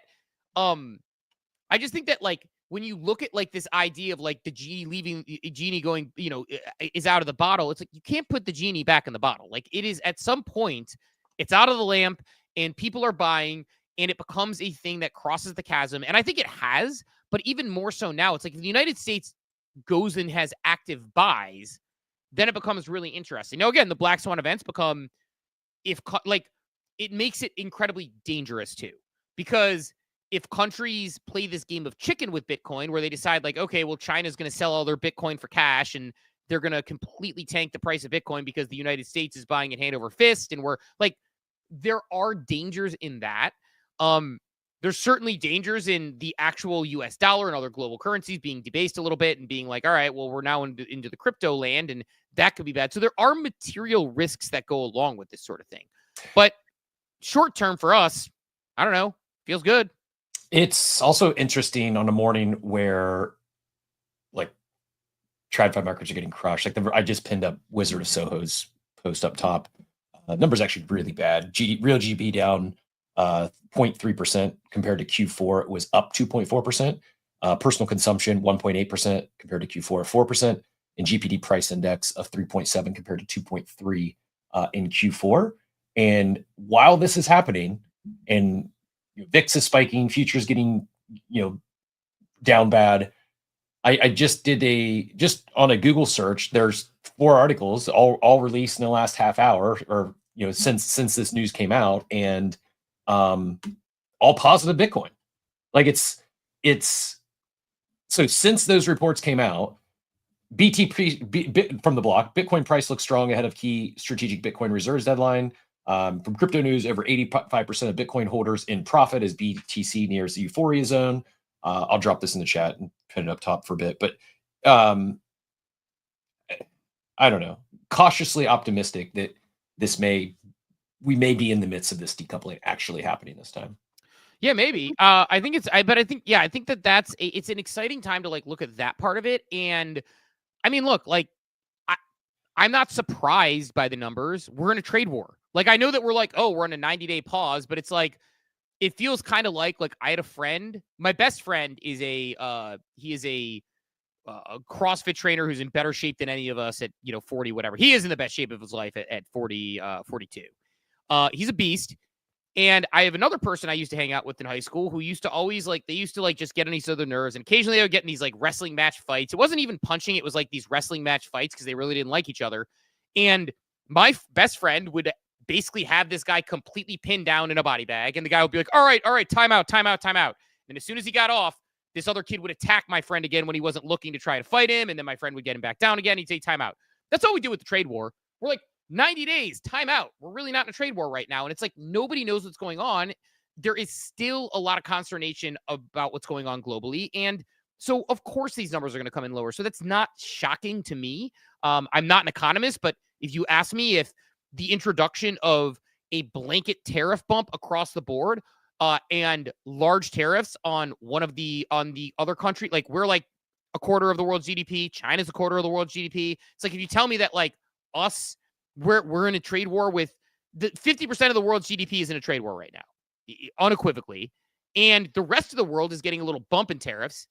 Except for there was a relief for the Penguin Island, which is nice, that only has penguins. But like right now, we're in a trade war. So of course these numbers are going to be bad. And the only way they're going to go up is if we find a way to play nice in the sandbox together, whatever that solution becomes. And we'll see what happens there. So, Jonah, go ahead and get in here. I saw your hand fly up. GM, sir. Hello. What happens if Bitcoin decouples from crypto? That's a good question. ETH decoupled from crypto, but on the downside. So that's happened. But that's what I mean. Like, what if? Because like you already see this with Ethereum, but Ethereum just kind of getting destroyed on its own. Rare that I agree with you, but I think it's happening. I think that's not only does Bitcoin decouple from TradFi, I think it just decouples from financial markets to some degree. Yeah, because it's just like, all right. So like, perfect example, right? Like everyone's like, look at gold. Like, there's not many people who go like, what about silver or titanium or copper, right? Like, those are all very needed, and they have a niche of really great traders. But when you think of an alternative asset, you just think gold as a normal person. You never think about any of the other metals. We're like all of us ETH holders are like we're like China and their silver. No, we're like silver, like. But like maybe not really, because like silver is dependable and like needed. Well, and slowly Ethereum feels like that's not the case. I mean, using your analogy, I don't know all the details, but I'm pretty sure it was China who went all in on the silver bet, and that this is decades ago, but I think it was China that went when ended up being gold won out as the the store of value, if you will. China made their bet on silver, and ultimately that was largely attributed to their them falling behind. I think. I mean, I'm not that familiar with them. I'm pretty sure there was maybe not China, but there's definitely countries that made big bets on silver, and they were just wrong. Just like those that made big bets on ETH being a store of value. Yeah, that's all I'm thinking about. Is like because like the old argument. This was like the old days. This is before, like when everything was still super illegal in crypto. The argument was that we should be regulated by the CFTC, which, by the way, has even more regulations than the SEC. It's not necessarily a good thing. The idea was, we should be regulated by the CFTC because blockchains and their tokens are not securities but commodities. But not all commodities do that well. Like everything is everything in the world's power law, but like commodities or like metals and their price, they seem to have a pretty significant power law. Now, that doesn't mean you couldn't trade other metals, but usually what happens is you have a niche trader, which you call a metals trader, right? Like that's just like a rare earth metals trader. I don't, but the normal person who has a Robinhood account doesn't think about buying copper or silver. They just buy gold because it's just, it's gold. It's a good point. It's actually a really interesting point that you're making, because I'm kind of like going to like find a good comparison tool because I haven't compared stocks in a while, and I'm kind of putting like gold versus silver. They're tracking in relative lockstep, at least from what I'm seeing. Now from a what you bought price wise perspective, maybe not, but if I'm looking at it correctly, I'm talking for like as a reserve currency, like one, they all go up over time. Right? Just because iPhones are hard to make. They require a lot of different rare earth metals, right? They all go up over time, but one goes up substantially faster than the rest. And it's not like, for example, when Bitcoin moves up, Ethereum doesn't really move up with it. It's kind of decoupled and price go up technology. And so maybe it is kind of like rare earth metals because there's a winner in the retail that a favorite has been picked, and then the rest kind of follow, but really slowly. I I think it's an interesting question though. Like I think that's like kind of the right question to ask, because it's like I think one that isn't asked, which is what happens if, going back to the original question, to your point, like and kind of as you landed the plane there, it's like what happens if Bitcoin decouples from the rest of crypto from a price perspective. And like maybe that's when we actually get different segments within the cryptocurrency space too, because the other thing about it is like we're so reductive in how we look at cryptocurrency still, like us in the space, let alone people in traditional finance. Like there are people who think we've talked about on this show before, but there are people who, like, when I talk to traditional finance people or people, my friends, who will be like, yeah, isn't Ethereum just like dollar store Bitcoin? It's like, no, because, well, one, it doesn't go up as much as Bitcoin goes up, so it's sad when you talk about the price. But two, no, like Ethereum actually is programmable software. But like, are we going to get to a point where Bitcoin moves up and people, like, I wouldn't even say silver is Bitcoin's, sort of, or I wouldn't say Ethereum is Bitcoin silver. It's probably like, I don't know, like something like Litecoin was created similar to Bitcoin more so. That doesn't necessarily have like a network you build on, but was created as a store of value. Now, I'm not saying that, like, don't quote me on being like, oh, Litecoin is like Bitcoin. It's just when you look at like the actual, like, what the comparisons are, I wonder if Bitcoin decoupled, if we would actually get a more realistic look and more fundamentals, the same way we don't look at a biotech stock, growth stock, the same that we look at a telecom dividend stock. I wonder if that's what we run into with, if gold decouple or if Bitcoin decouples, will we run into a real, more nuanced comparison of what these softwares do and these coins do for an ecosystem? And I think that might be directionally what happens. So this is why I think Bitcoin maybe just decouples from crypto, is because Bitcoin really doesn't act like, I mean, it is software, but it's like, it's kind of dog shit software, if we're going to be honest. Like, it's not good software.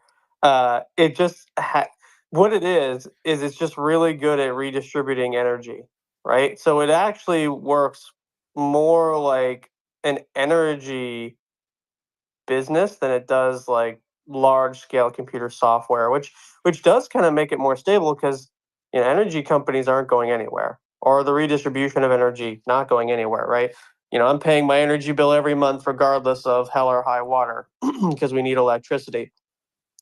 But when you look at other chains like a Solana, which does not require that level of energy and it's super fast, like, they both have the term blockchain, and they share some fundamental principles, but in reality, they're completely different assets that, like, I wouldn't put Solana in the rare earth metals type of business. I would put Solana in the iPhone App Store business, which is really interesting. Yeah, I think it is an interesting.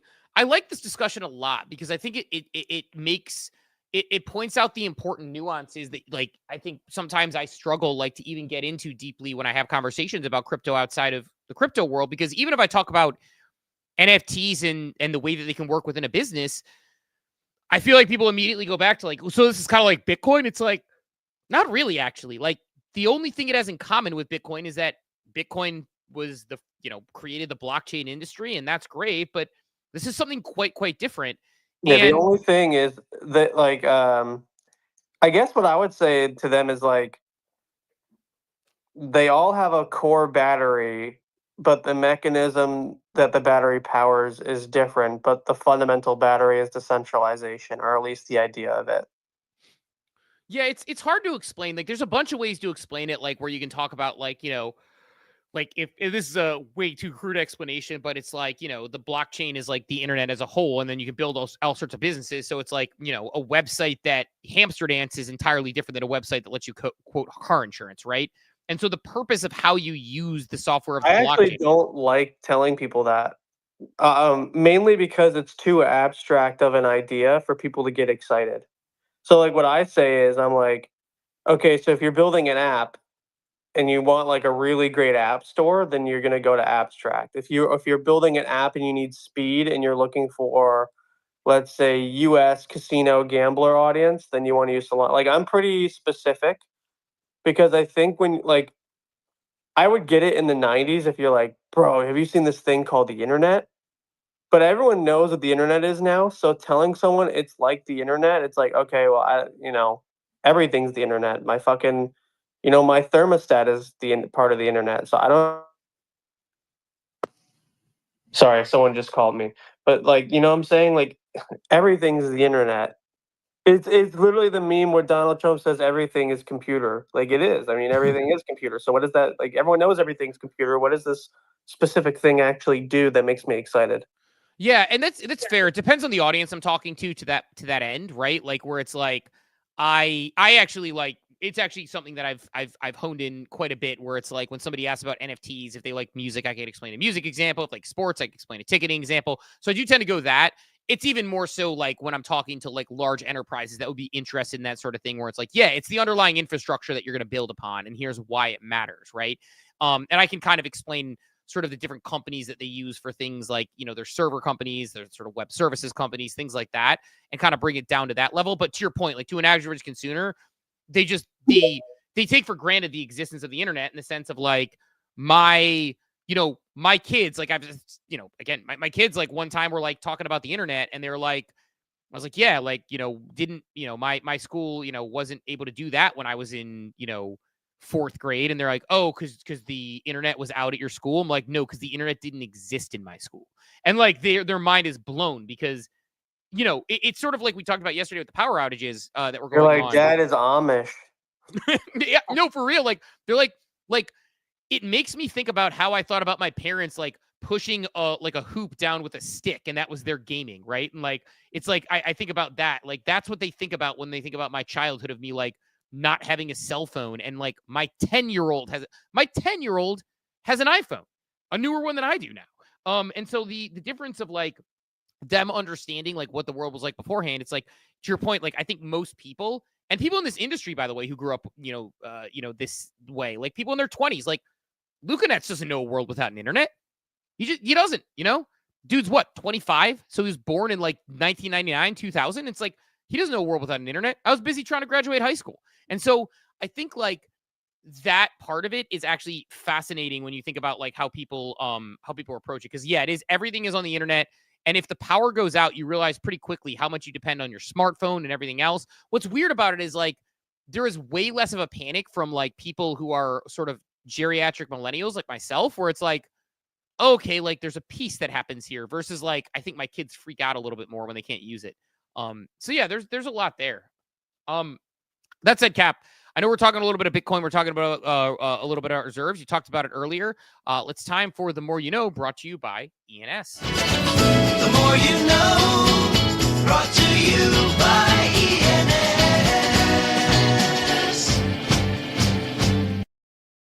Time for The More You Know, brought to you by our friends over at ENS. And today we're talking about a little bit about Bitcoin and governments acquiring it. Well, let's talk about governments that are interested in Bitcoin. As of April 2025, governments have collectively bought and held, or held in some way, bought, seized, and held 463,000 plus Bitcoin, representing approximately 2.3 of Bitcoin's total supply. Leading the pack is the United States, who owns almost 200,000 Bitcoin, valued at around $18 billion.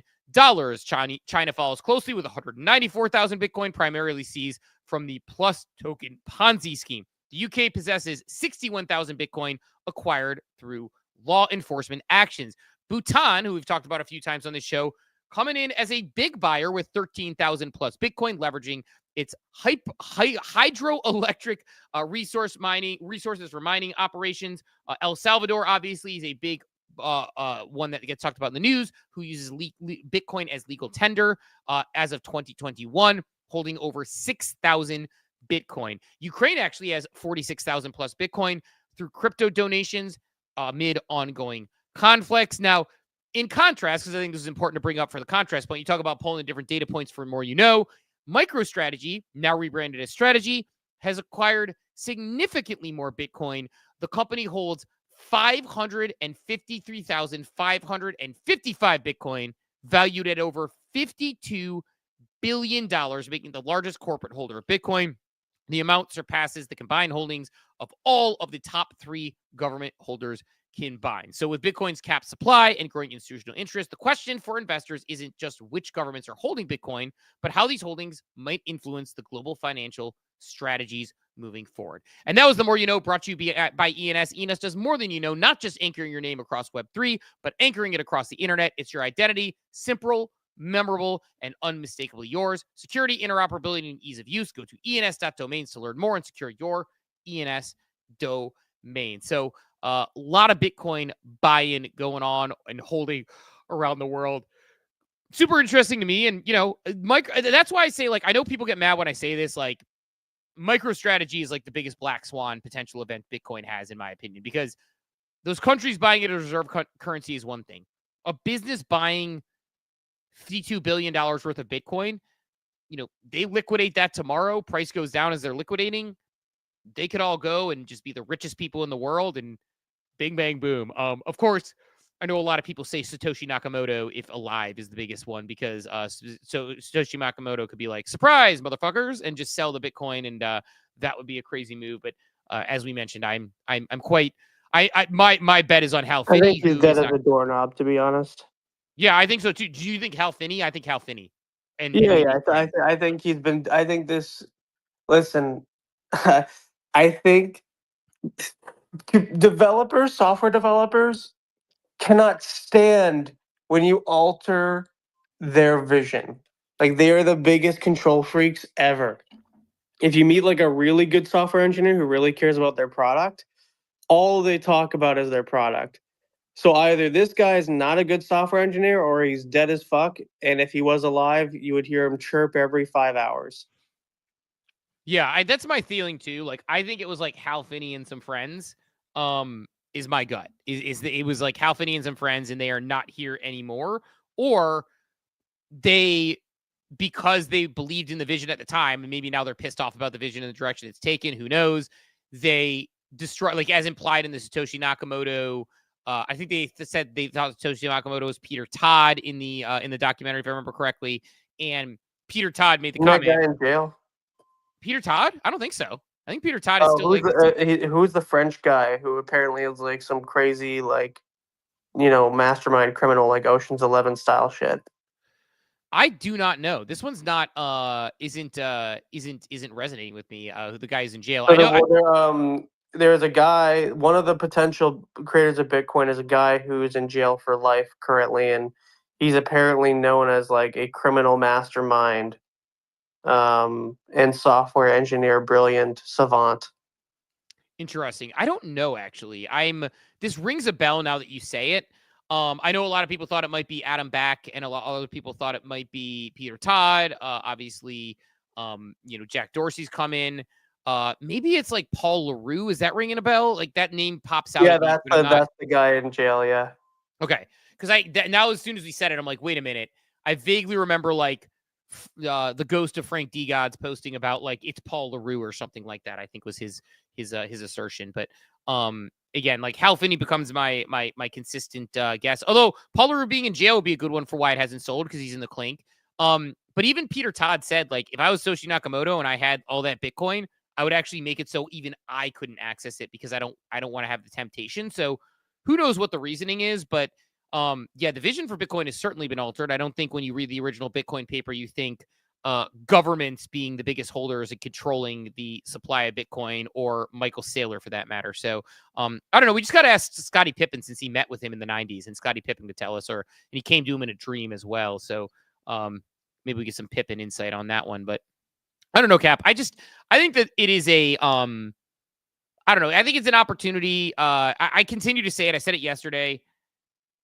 Not generational wealth opportunity, depending on how you look at it, because we have warped visions of generational wealth in this space. I think sometimes, you know, not in a bad way. Like, I think it's good to have high aspirations, but I think sometimes we don't understand settling for the win. Hence why a lot of people didn't sell JPEGs when they're soaring, and a lot of people being like, $500,000 isn't that much. It's like, it is in retrospect, but I do think that this is the I after thinking about our conversation yesterday, I am convinced that the best wealth creation opportunity for like millennials, even Zoomers right now, is the next 10 years, dollar cost averaging $50, $100 a month into Bitcoin and letting the chips fall where they may, putting little profits in it here and there. And if this thing 10x's or even 5x's in the next 10 years, It will have outkicked the 2x of the S&P 500 that tends to happen in every 10 years. And it is the opportunity to basically potentially, give yourself a nice little stack. And if you have more money, push in there, great. And I think that that's probably where it is. It's just a matter of, do we hit a point where people capitulate and sell out of it? But, if governments are I stacking think it. you're missing the other side of that, by the way, because I heard your talk yesterday, which is like, oh, is it a 3, a 10, or whatever X, right? If it hits $1 million per Bitcoin, you're only thinking about outpaced returns forward looking, but you're not considering the potential of, like, we're going to print more dollars, guys. Like, Trump can say every day he's going to balance the budget out. We're printing more dollars, okay? Like, it's happening. We're going to keep printing dollars. The dollar will keep inflating, right? So it's not just about outpacing the S&P, which it probably can do, if you just bought into an index. It's also wealth maintainment, right? Like, if you have $100,000 versus $100,000 of the Bitcoin, and the U.S. keeps printing the dollar, and now your $100,000 is later worth $80,000 or $70,000, but the $100,000 you have in Bitcoin is still worth $100,000 in Bitcoin. Well, then you've not only outpaced returns in the S&P, but you've maintained the amount of wealth you had before it was a dollar. This is the I actually think that this is the something that people don't talk about enough is that aspect of it, and the aspect of inflation. And like, I remember there was a point when I would look at raises and I would argue with like people as I was trying to get raises for my teams when I was like leading teams at large companies, and be like, the raise we're giving them right now to stay here isn't outpacing the cost of their. Now they don't know that necessarily, but I care. Like, I care if we're giving someone a 1% raise or something on their salary, and it's like, oh, okay, cool, like, that's sweet, or 2% or even 3%. It's like those numbers matter. So that is a good point of it as well. But Kay, saw your hand fly up. Go ahead and get in here. Yo, now this is a dope conversation, and not a full-time macro person, but I feel like I've studied enough to where this kind of scenario, I was definitely yelling at my wife that this shit was going to happen, and I was sounding like a schizo crazy person that talking about like arms races for Bitcoin. But I think the simplest outcome in this situation is just the craziest market manipulation to rebalance books, because right now, if you look at the world and look at the state of economies, like, there's not a lot of other assets that have the exponential growth value like Bitcoin. And if you look at how a lot of these giant, countries manage their wealth, they're only going to take loans against the value. Like, they will probably dump a bunch. People are going to get hacked. Like, we're going to see like the state of Arizona get hacked one day or some shit for So real quick on crazy amounts of money. Sorry to But interject. I just had go the ahead. thought this morning, Cass. I'm curious your thoughts. Like, not only is there is the risk of them getting hacked, these institutions, these states, these nation states. Forget the hacks for a second. What about bad actors? Who's storing their seed phrases? Are they only going custody routes with companies like Coinbase? Like, it would take one nefarious actor. Like it wouldn't be the first time funds have been embezzled from government, from politicians or for those in government. But this just seems like it opens up an entirely new vector for fraud and embezzlement for these employees of these government entities. No?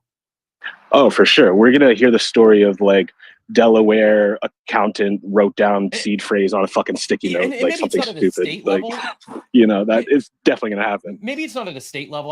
Most of these states probably go with a Coinbase or someone that'll custody their funds. But at like, I see this thing playing out like after the states get on board and there's a U.S. reserve. I could see like the mayor of Dunedin proposes that Dunedin village should have a Bitcoin strategic reserve. And when these smaller cities and villages and municipalities start getting on this, then I think these stories are going to hit pretty hard. Would be my guess, unfortunately. So there is, I can't give away because I'm not going to like scoop someone on it.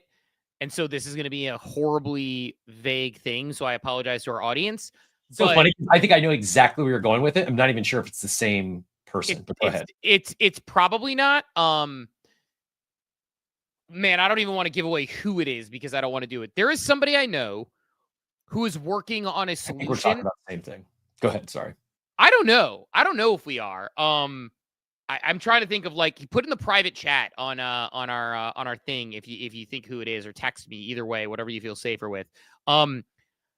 they're working on a solution that actually solves for this exact problem and makes it very difficult.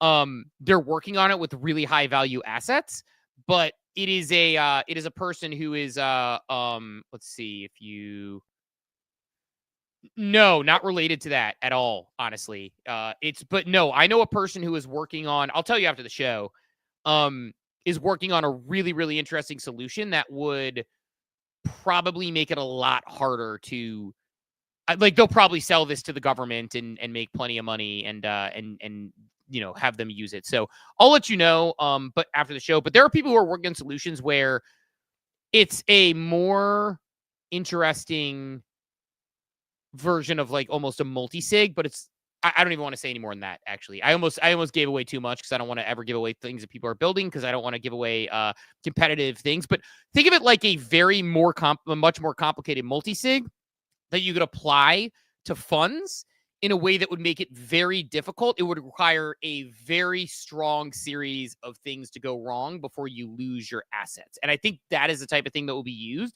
Let me put it this way. I think there will be like multi-sig type functionality that there's going to be a lot of complications behind that'll make it hard to do this sort of thing in the future. I do think the point you're making, though, in the meantime, for Arizona tomorrow is if they start acquiring Bitcoin tomorrow,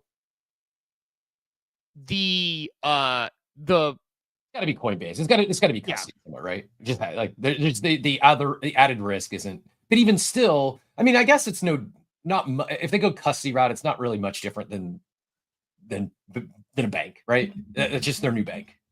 Yeah, exactly. So I think that's the thing that I'll leave it at that. I don't want to be like too vague. I know the audience doesn't like that sort of stuff when like I'm one that tries to be very careful with alpha information, things people tell me. I don't want to jump stuff, especially people who are working on potential world-changing software. And this is one where I had the conversation. I was like, that's a fucking sick system, the way that you do that. So I wonder if something like that'll be done in order, like basically consider it like an even more complex version of multi-sig. But at the very least, a multi-sig requires enough people that, like turning the keys on this thing is going to be a lot more difficult to take. So I think that is the direction it'll end up going. So I don't know, but I do think like in the short term, the concern of a hack is high. I mean, even within Coinbase, and you could certainly see that. And yeah, but also the other thing is like the high risk of that, where it's like it would have to be one government going after another government. I don't think individuals are going to try to go after a government's Bitcoin, or they might try, but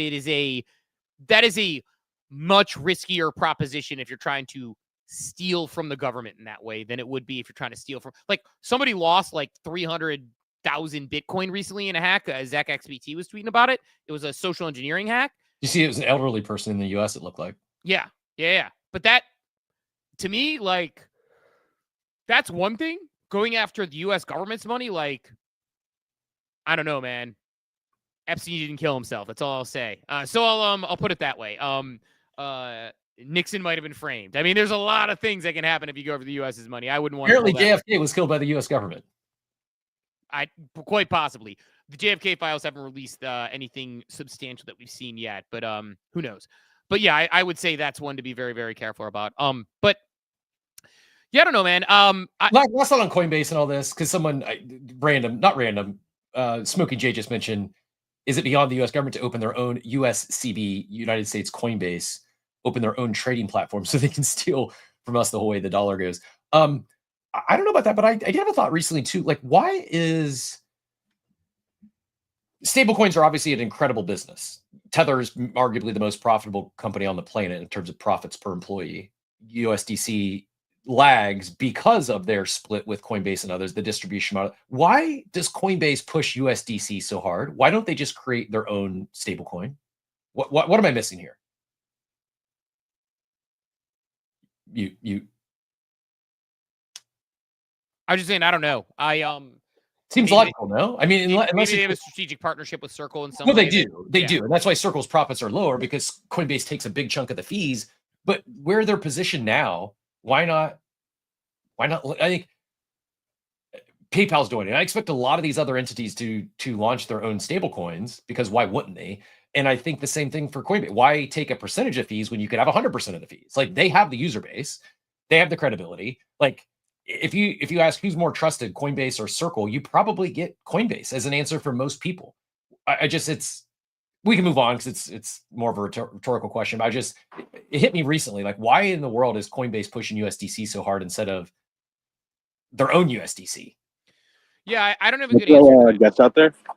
Yeah, go for it. Because I think the answer is that it's easier probably from an optics perspective for investing and then raising more capital.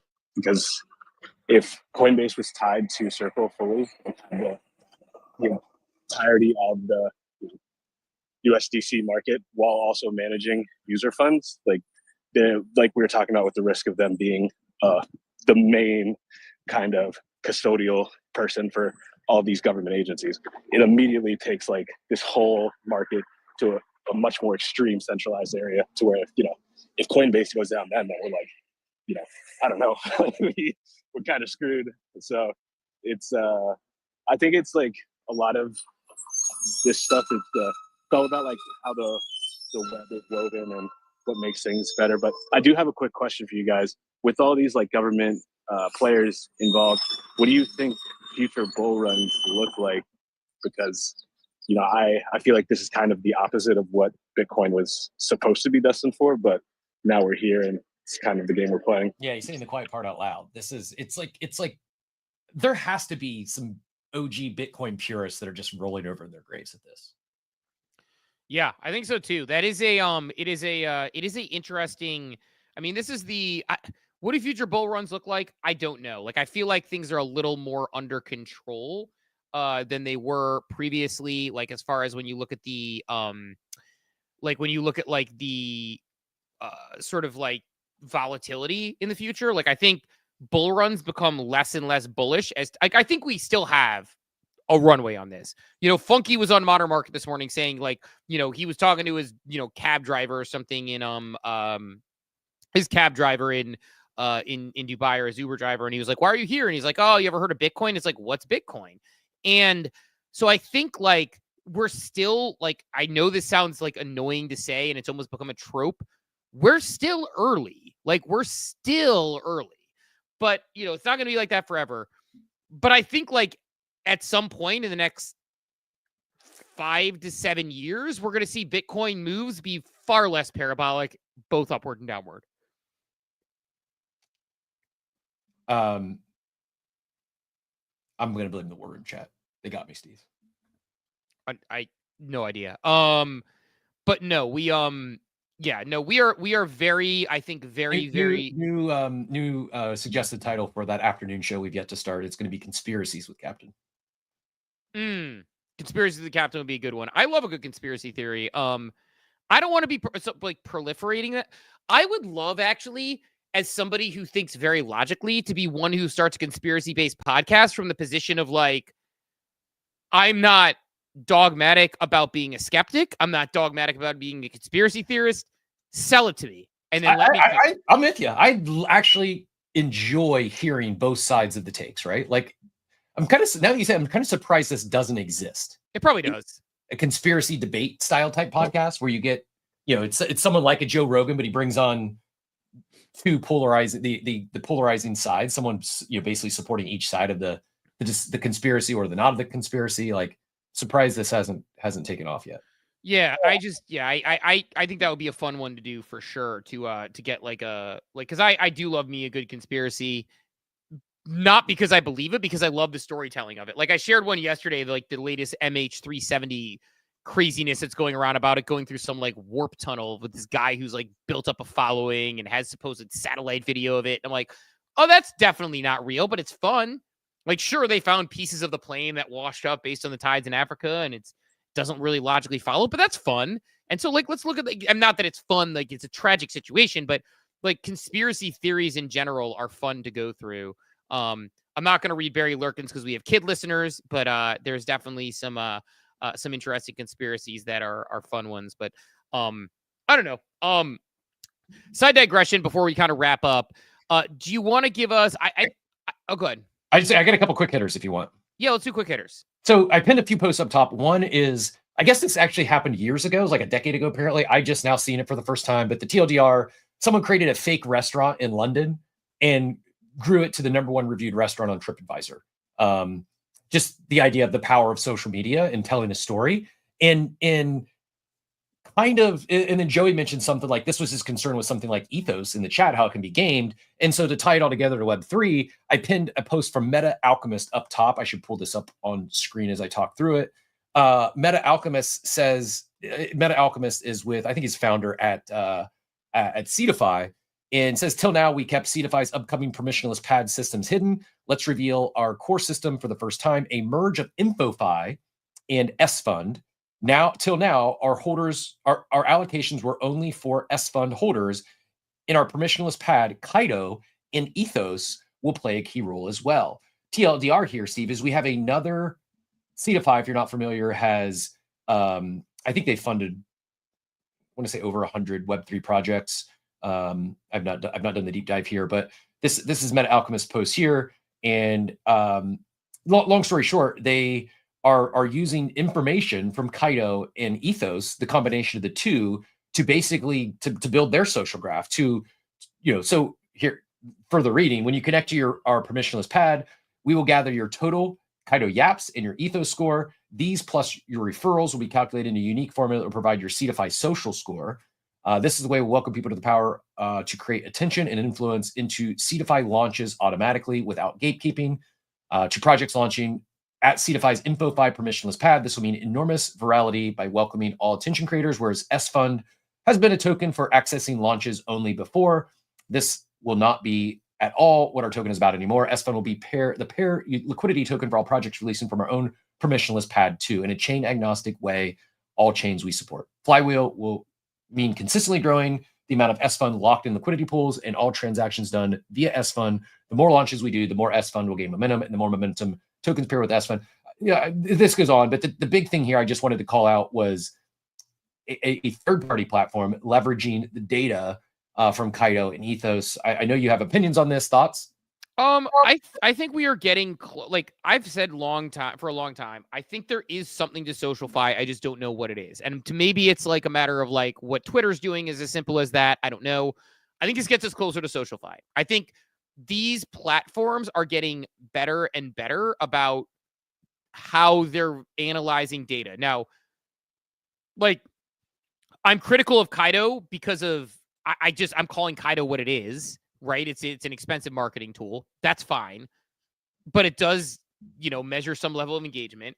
I think Ethos is interesting. I think there could be some gamification, but at least right now, I think Ethos is being built. I think we've had enough conversations with Serpa to know that he's not just like, he's not creating a bullshit airdrop,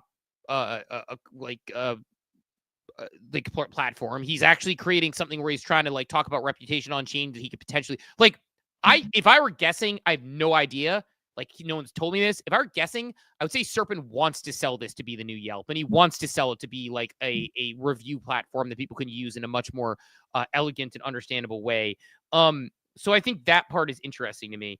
So I think we're getting closer to it. So that's my high level thought is like these combinations of things are getting us closer to getting there. And I don't like Kaito personally, but I also I don't not like Kaito. This is the wrong term.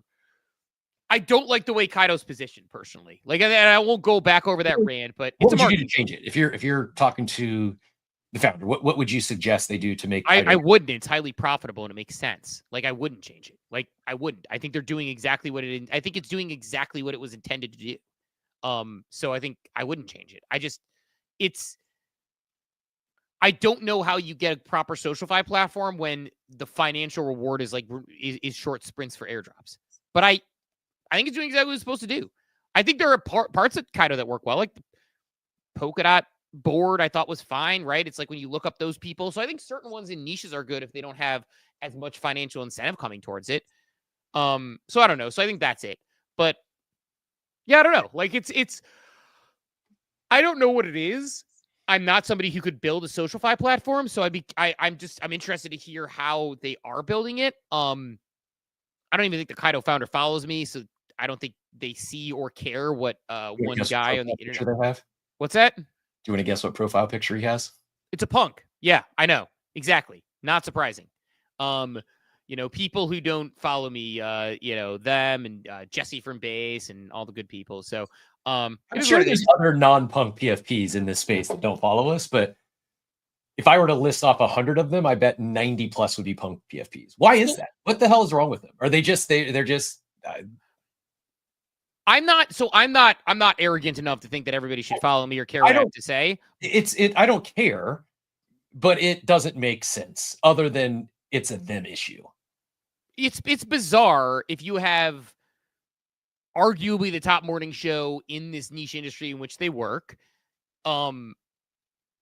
Your users of their products, and most leaders in Web3 I have some sort of, level of rapport with because we have them on the show, we interview them, we talk to them, we use their products. It is bizarre to some degree. Like, I don't care. I'm not like affected by it. It's not like an ego or arrogance thing. It's more so like, it's strange because I try to follow everybody who says things relevant to the things I'm interested in. And I have so many Coinbase employees I talk to, so it's fine. It is what it is. But it is strange.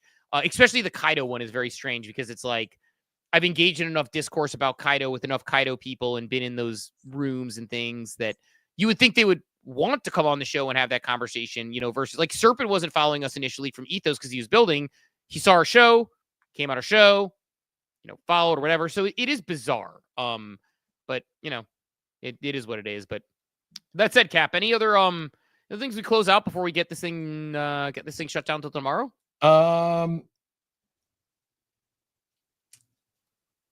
Brace yourselves. I think